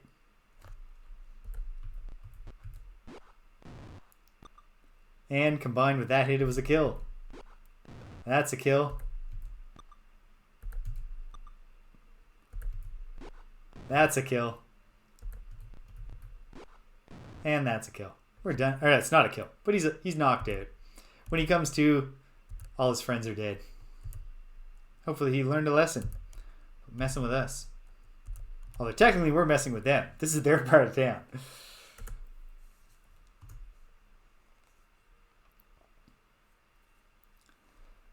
No, she's incredible. I don't know why, but she has a pretty good hit rate with that sling.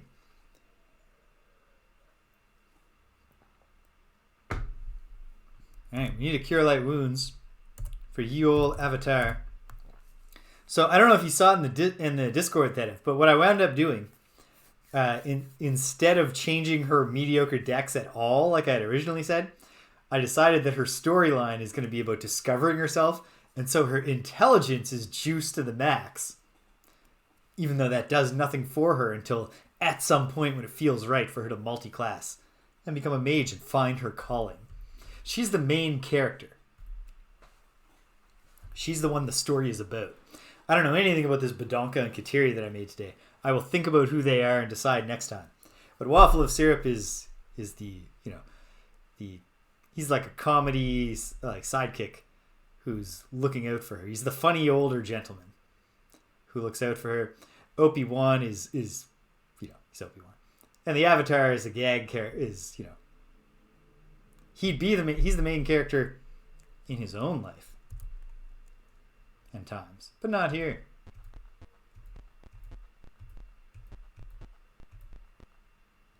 Okay, quickest way back to the Rope Guild.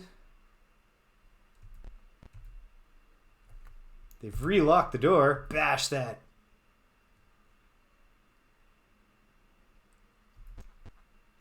Indeed. Okay. Here I am. Yep. Okay. Bash it. I assume at some point there will be strong door. Oh, goodness. We need to cast. Actually, I'll use one of the avatars because he's also the combat character. Cast Cure Light Wounds upon avatar. Heal thyself. Fully healed. Excellent. That's what you want. Get the most out of your casts here. Up. Through that door. And we're almost there. Surprised the goblins. Now let's kill them while we have the advantage. There's only 4. I'm going to try to conserve my sleeps for when we're in the Rope Guild proper, in case there's a fixed combat that's more difficult. That's a great start.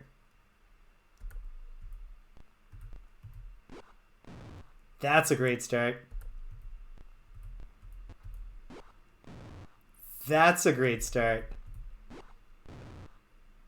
It's a slaughter. You love to see it.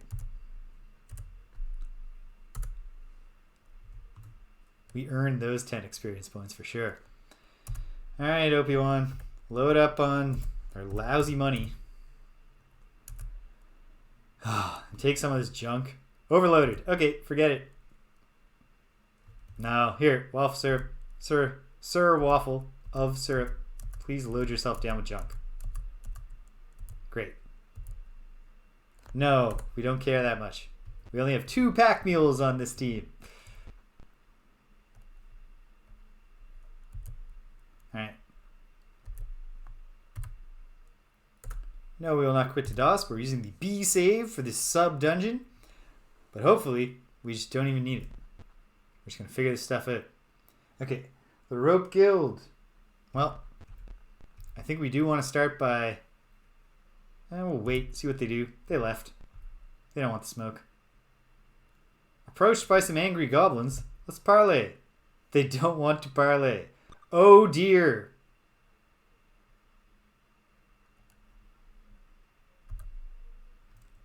Now's the time.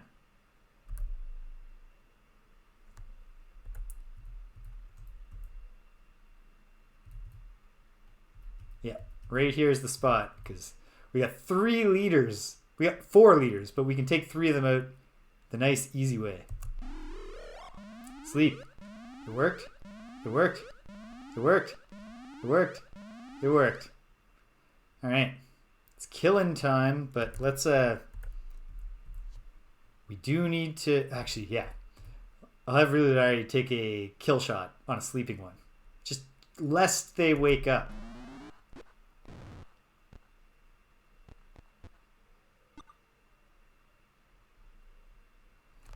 And then Kateri can come in and try to fight this guard. But Donka will also kill a sleeping one. Oh, that one, that's the awaking. That's the one that's not asleep. Okay. Obi-Wan, kill the sleeping one. Avatar, kill the sleeping one. The Avatar of all virtue. Killing a sleeping enemy with one cruel blow.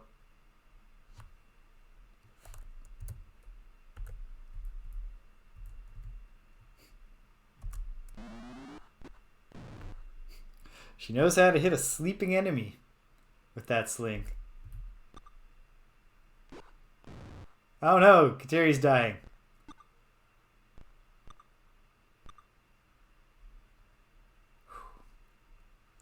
I'm gonna have someone else bandage her. So I was hoping was to kill the leader there. Okay. Oh dear. Okay. Yeah, we gotta do the bandaging, so let's do it.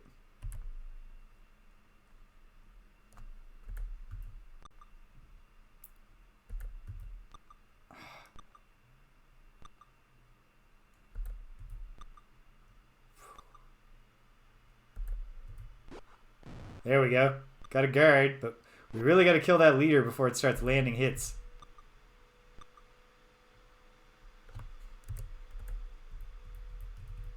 But really, Larry will continue just pinging the helpless. Oh, sweet. 2 turns in a row. 2 hit points. Come on. That's a really good AC, but... yeah. Oh well. It was worth a shot. Dead. Okay. It's coming together now.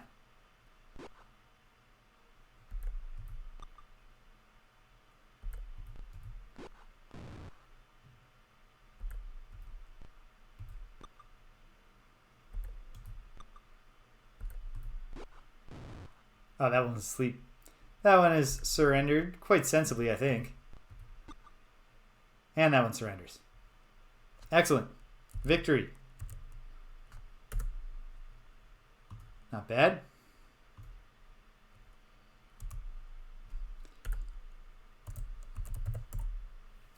Oh, he can't even carry more money. He's so overloaded. Fine. Fine, I'll take the money. Virtue of sacrifice over here. Filling my pockets with so much money. No, I don't care about most of this treasure. I do not think that those goblins secretly had cool items. I will use the Cure Light Wounds. Be just great if this fully healed Kateri. It didn't.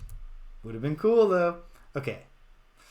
Everyone's a little ding. Not everyone, but we got a lot of dings on us. And yet. I think we'll push forward. Okay. More angry goblins. Let's see if they flee. No. These goblins want to fight. Well. What's the situation? This is much less intimidating.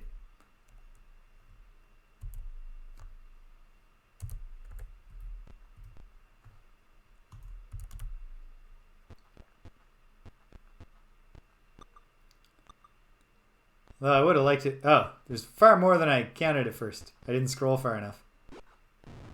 Oh, I really wish that hadn't happened. At least he's not dying, but yikes. Okay. There. That's nice. One good turn deserves another.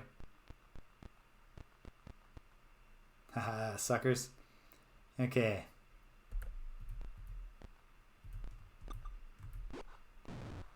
Great.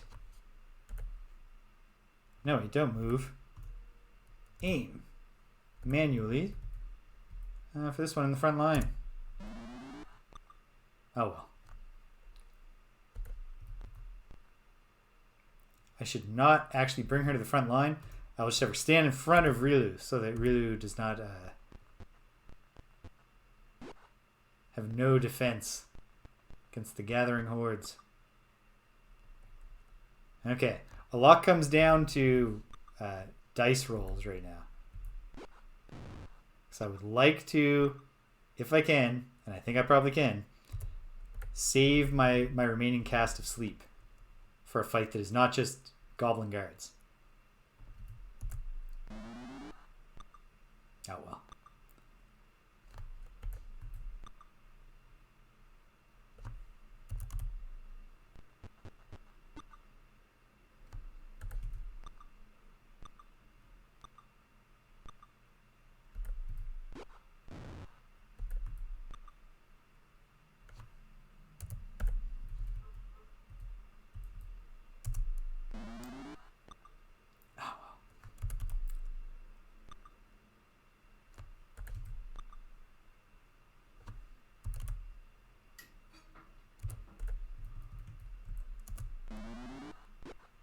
Hey, there she goes.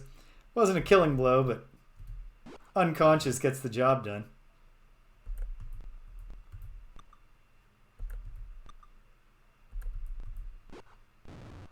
Victory. Okay. Good time to... Oh, I've only got one use of it left. And yeah, I mean, I'm going to have to use it.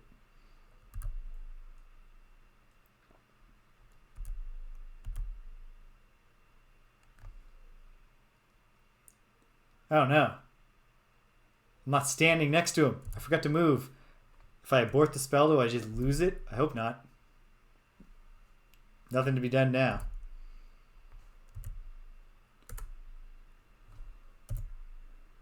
.22 experience.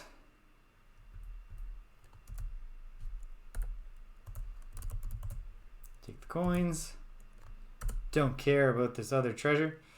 Let's find out. Do I have one more cast? No. Aborting the spell just wastes it. We'll still have one cast left. Be great if this was just a great... Come on. I think it's a D8. Just roll an 8. Or a 5. Fine. Whatever. You did your best. That's all we can ask. Well. Now the question is, do I go south? And I do. I'm going to go south first. Surprised a party of goblins. Let's slaughter them. I hope.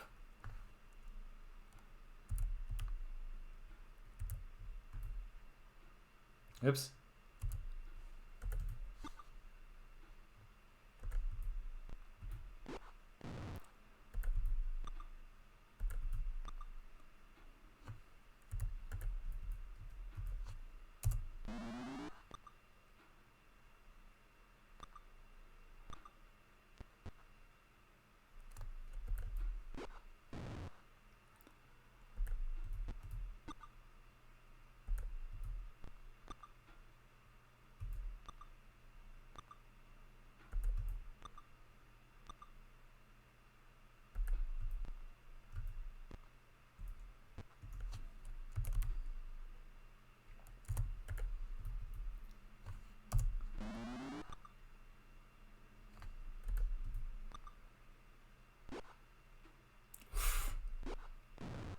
That's good, but I would have loved it if I hadn't taken that hit.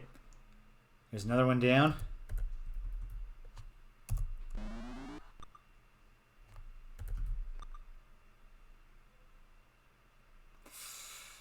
Big risk to bring the cleric in.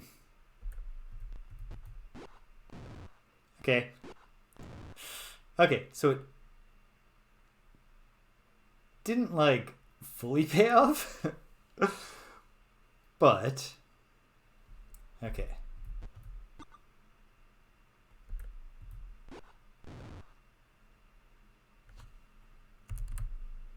Alright. Well, she survives. We can't bring her back, and we can't access her Cure Light Wounds now.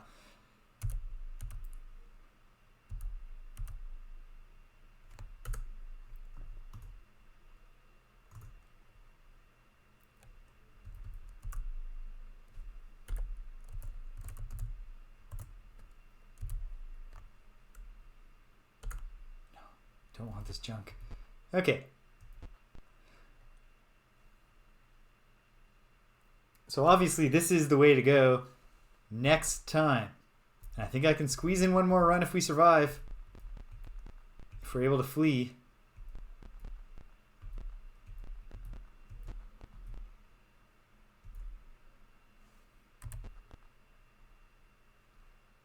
Pass through that door, facing east.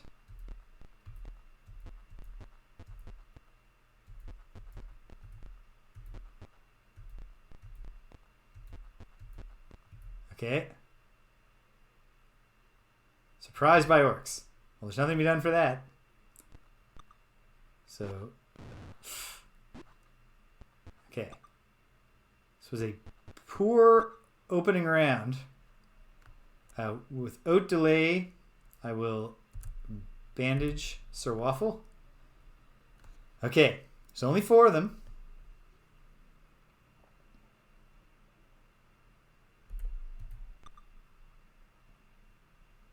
And I think I have sleep.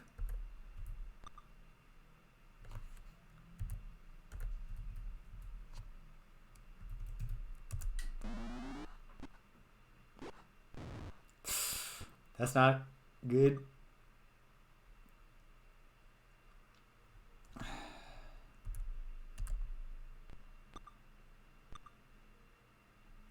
Okay.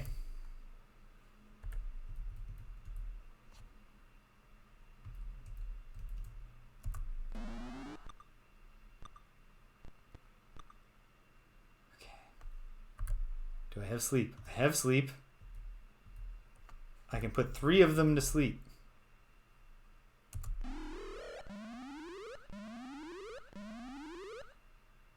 And it worked. Great. I believe we're going to survive. Wait, don't move.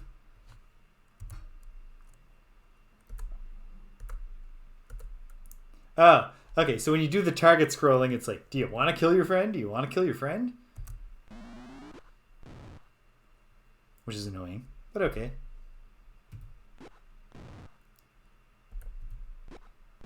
We've survived.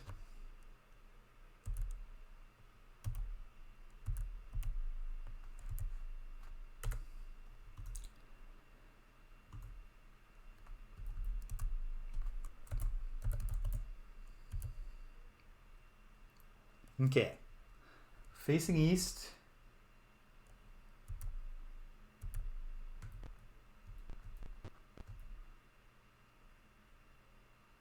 We've surprised them.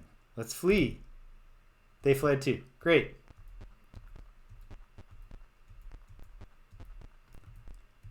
We're not so different, you and I, kobolds. All right. We made it back. We've survived. I wish it wouldn't make me go through the reading about the proclamations every time. And yet, so it goes. Yes, we do. Opie? Great. All right. Well, this is the price we pay to get the pure experience. Gotta slowly heal up here.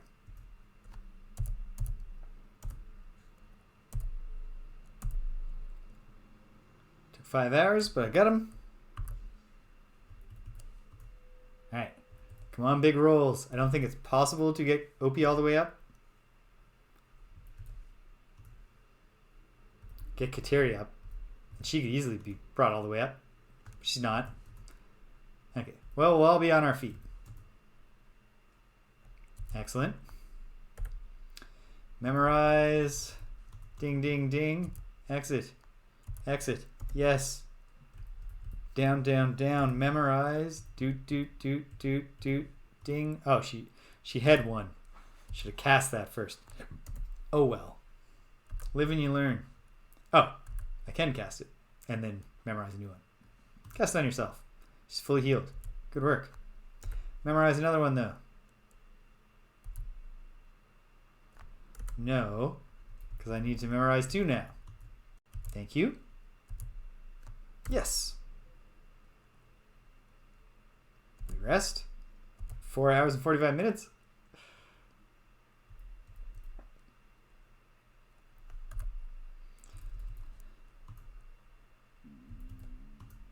Partially healed. Ah, come on. Well, he'll definitely be fully healed this time. Great. Fully healed.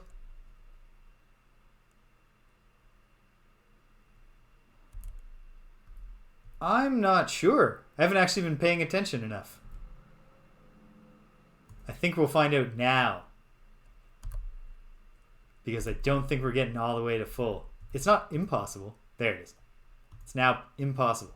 So we'll find it when Badonka heals or does not heal.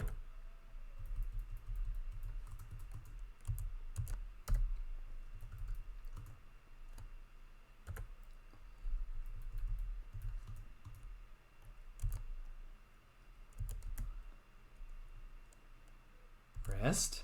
4 hours, 45 minutes. No.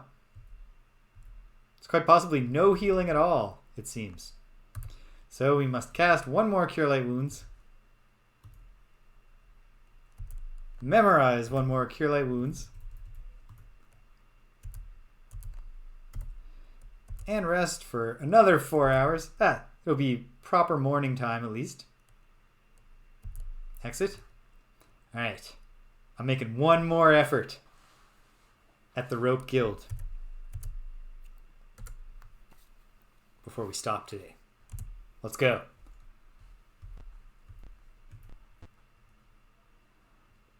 Ooh. I want to wait to find out at the end, but I feel like maybe for the... Like, Rililari might be pretty close. Because she's a thief. Thieves have the lowest level up threshold. But, like, James is far. Because he has 3 classes, and I'm not sure how the leveling up works. I think you can level up in 1 thing at a time. What am I doing? Here we go. Okay. Back to the slums.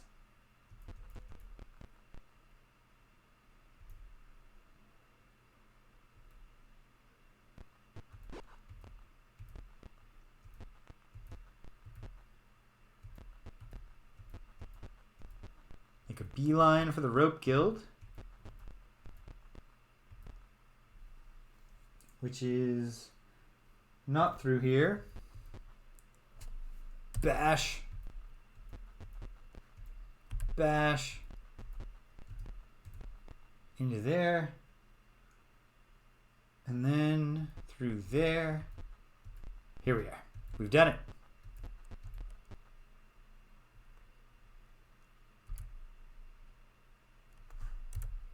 Save in the B slot. We shall not quit to DOS. I mean, I suppose there's not even a point in this temporary save in this case, because I haven't done anything else in this dungeon, or in this area.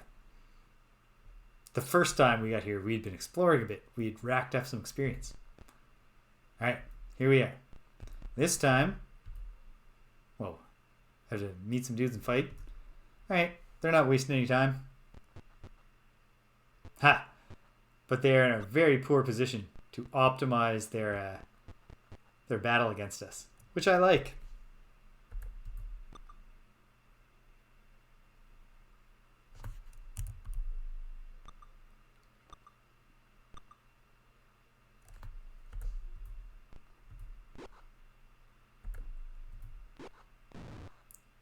All right, There's a spot, boys. Fill in, fill in.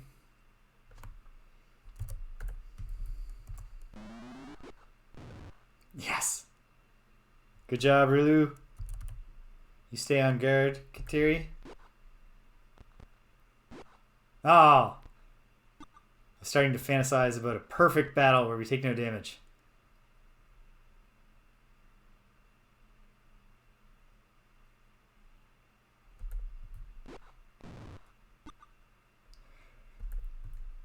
Yeah, at this stage, a whole lot of the strategy is just about knowing when you should hold back and not cast your sleep.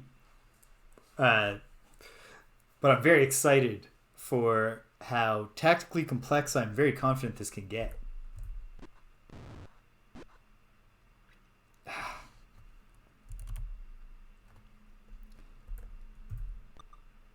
At least OP1 has that high base, maximum hit points.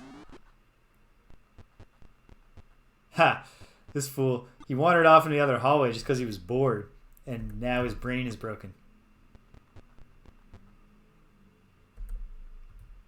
It's like, I can hear them. I can hear them. Oh no. Alright. Avatar bandaged.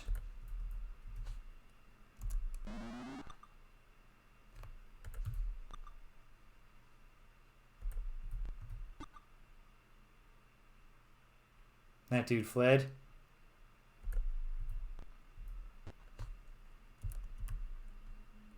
Perhaps the other one will just surrender. This is going to have to be done.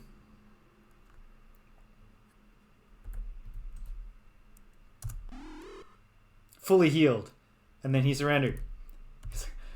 I just don't know where they went. I'm going home. 25 experience. Not bad.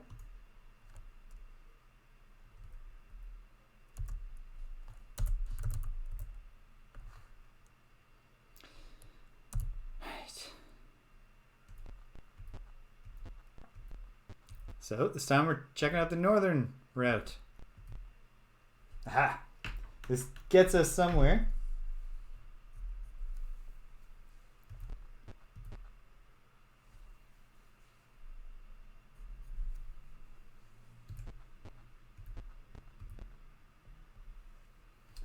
Okay, so that's where we are. So what I'm seeing here is just that there's a door right there. There's a portal, as they say. I think what I'll do first, though,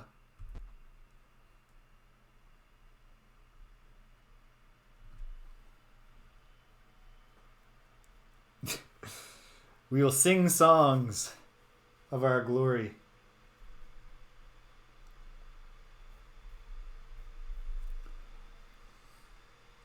When I was your age.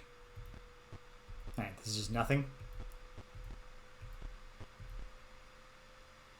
Okay, now this goes in here, and I can see there's a portal through, and there's a portal on the other side, and it carries on.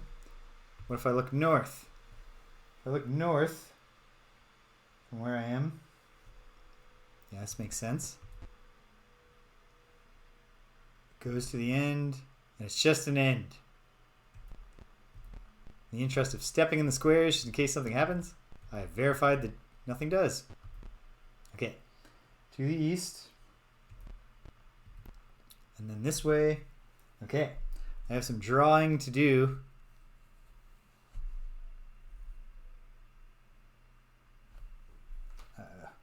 Okay. Takes 2 steps to bring me to that door. So that means the door is here. And the wall goes all the way down. Okay.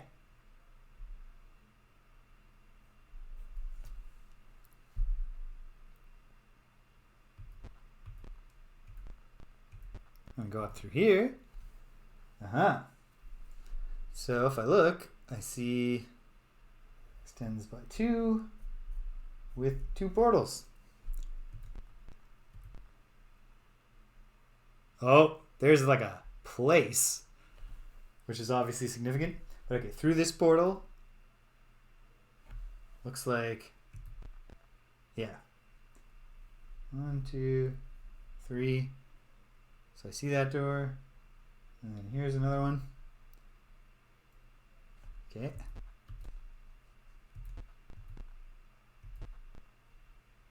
And then it just comes to an end here. But through here, see that portal, of course. But also we have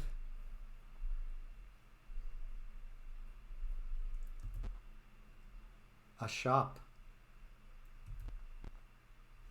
A man hurries forward. I'm sorry, noble ones, but I have nothing to sell. What do you say? Well, we're not going to attack him. We're going to speak to him. How are you, sir? How are you holding up living in this abandoned rope guild building? What do you say? Type a single word. Oh, jeez. Guild? I'm sorry. I cannot help you. Sorry, but I have nothing to sell now. Come back some other time. What do you do? Speak. What did I just say? I said guild. Rope? Sorry, cannot help you. How did I ever figure this out? Can I help you, sir?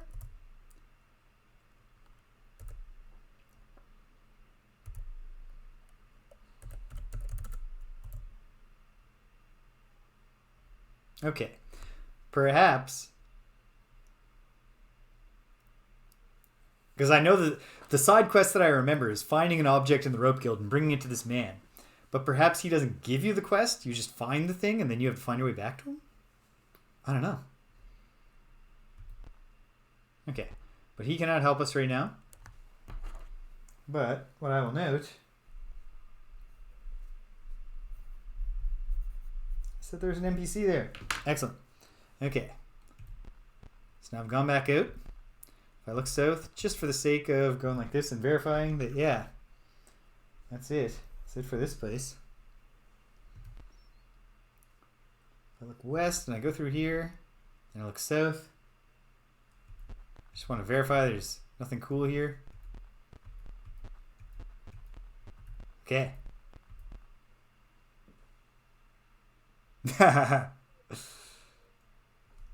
You need to figure out the single word that describes the particular form of torture that this man is most afraid of.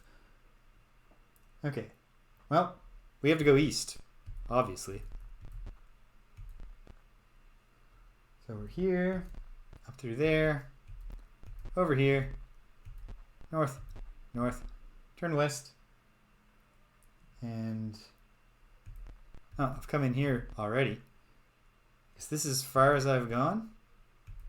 So what's this? Nothing? Nothing. Feels like we're due for an encounter, but let's find out. Step forward. There's a door. And up here, I don't see any doors. Oh, that's up there is the entrance. So yeah, let's look in this place. All right, I see across the way a door. First, I'm curious about down here.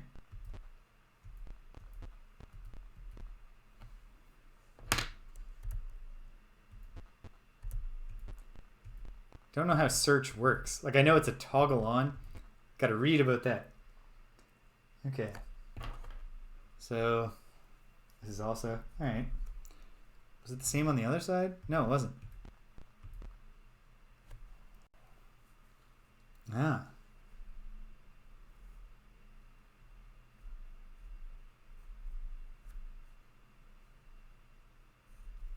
Okay. Interesting.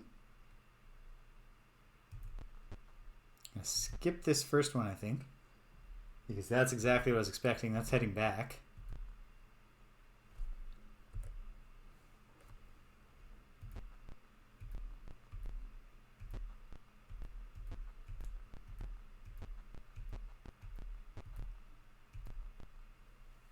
And then getting perilously close to having... Oh!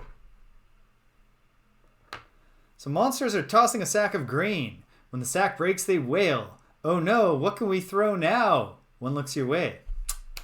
I know, he says. What are these things? They look horrible. A battle begins. Good Lord. We're going to be killed.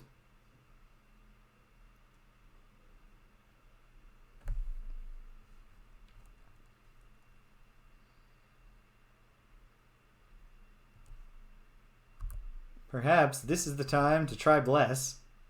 Trolls. We don't have any fire, which is bad.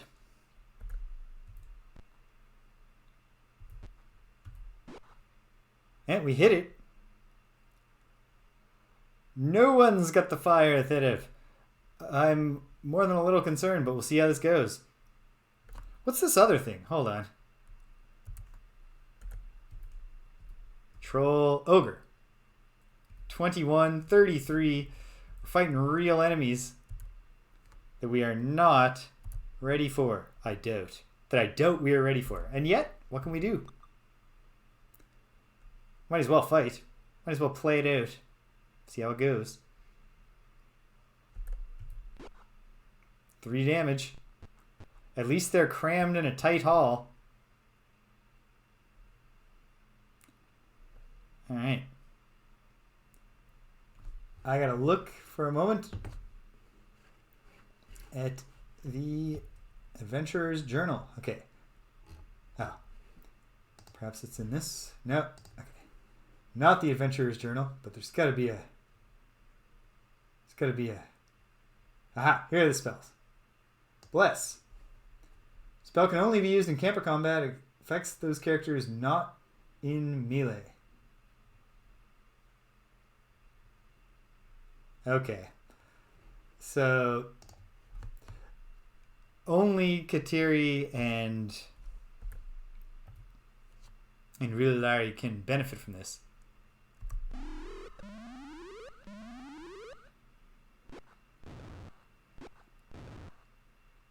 Yeah. This was roughly how I expected this to go once it started.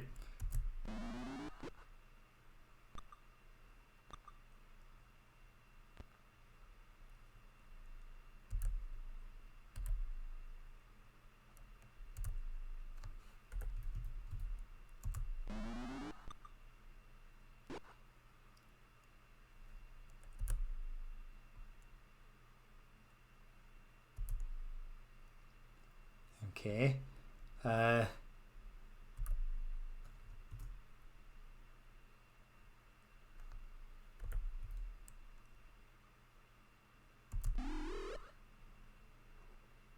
He doesn't get up when he's partially healed.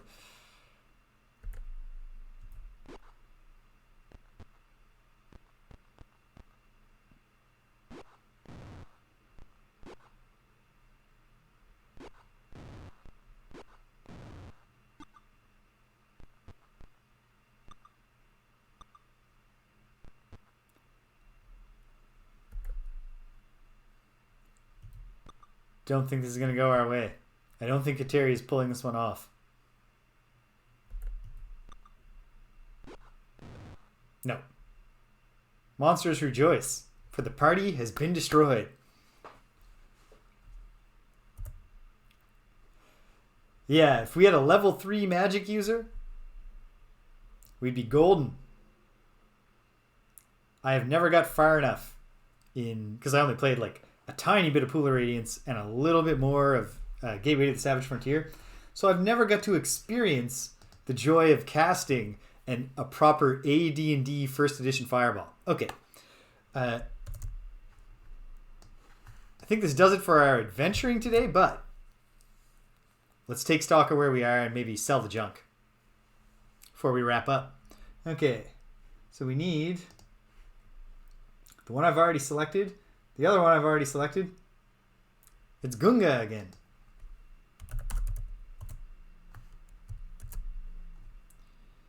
Alright, so we'll just use the A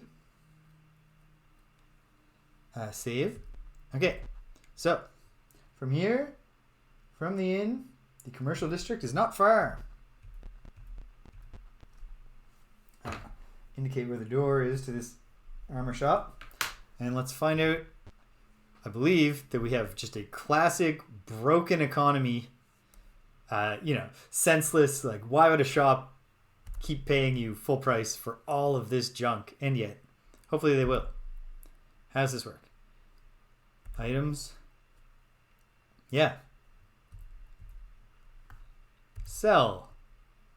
For 0 gold pieces? Yes.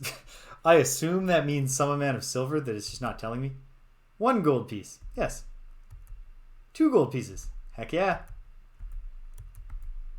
Okay, this isn't actually too painful of a process. So I guess until we're just like weighed down with all our money, I guess it makes sense to do this.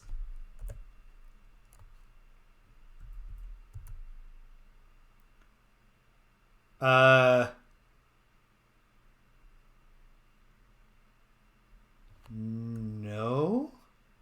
Because that seems like it's probably magic.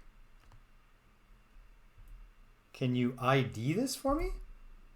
For 200 gold pieces. Do I have that? Not enough. Okay.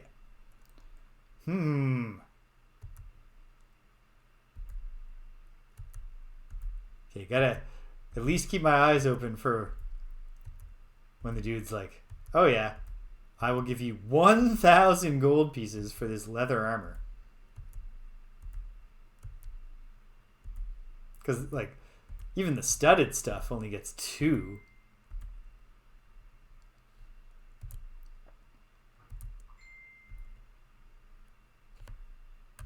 And I don't think the avatar was actually carrying any junk. Nope.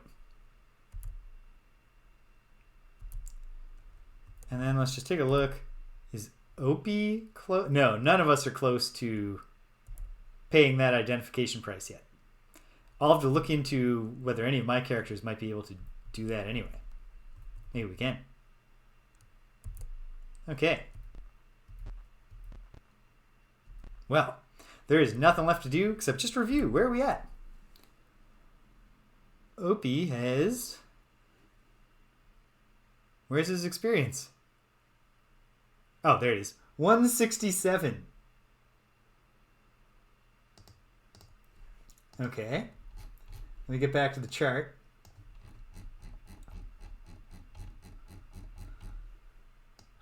$167. Oh, I'm looking at the wrong book. There we go. So for a fighter level, he needs 2,000. So he's not quite there yet. And that's the only thing he is yet. So, oof. So Waffle of Syrup has 122.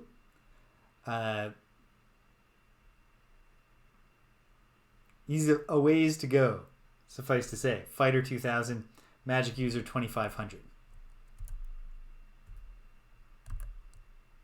103.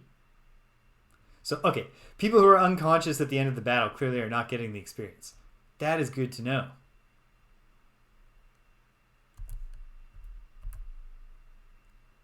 Rililari is well on the way. Is there kill a monster experience and win the battle experience? Because that would explain why Rililari is so far ahead. Because she has absolutely been landing, especially at the very start, she was landing killing blows like a maniac. Madonka, 159. And Kateria is 250. And for a cleric, that's a really good start. That is 1/6 of the way there. So there's a ways to go. But we're working on it for sure. Alright, we'll encamp, just to save, in our A slot, and we will quit DOS. Okay, awesome. This, like I said, we've yet to get anywhere in Pool of Radiance that I haven't actually been. And I'm already having a bunch of fun. And next time, we will be adventuring before the 90-minute mark of the stream. So it can only get more exciting from here. By next week, I will pick out some songs that can be a low-level soundtrack that we can have to liven up the oral experience, the sonic experience of the stream. And then we also will have Your mileage may vary on whether this matters, but I will aim a camera. I have 2 cameras here, 2 camera booms.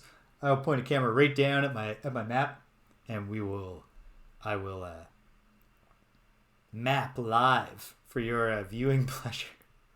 Awesome, cool. The adventure's underway. We're gonna make Phlan great again, but in a tolerant and politically inclusive way. Pluralistic is the word I was looking for. Good start though. This was fun.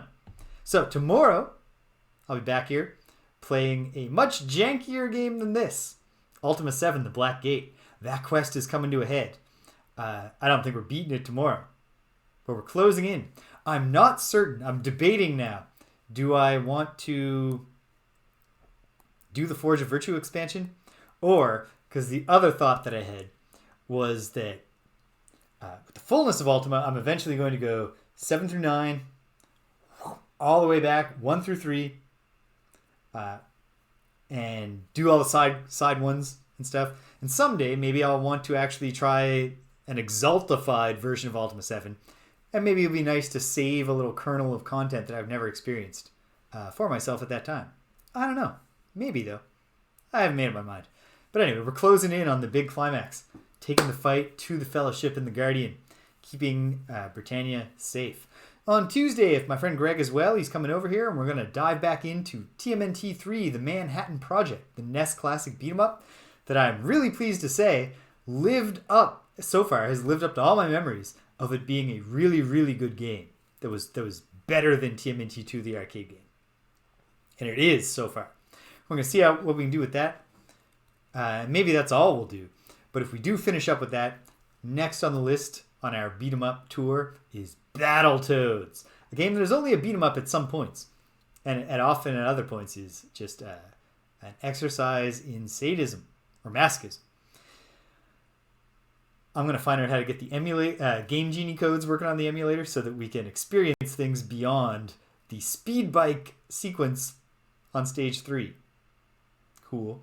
And then Friday comes, and we took 1 week off, our first week off since Frosthaven arrived, but we'll be back at Friday night Frosthaven. And then next Saturday finds us back here in Phlan, cleaning up the streets. I had a great time today. If you came by, I hope you did too.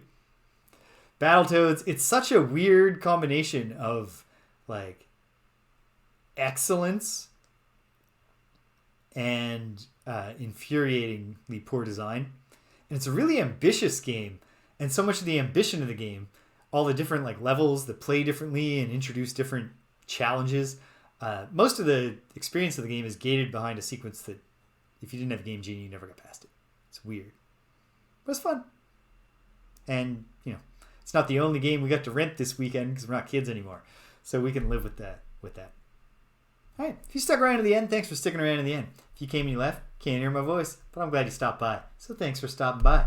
And until the next time that we're all on the same port on the Moonsea, take care of yourselves and be kind to everyone you meet.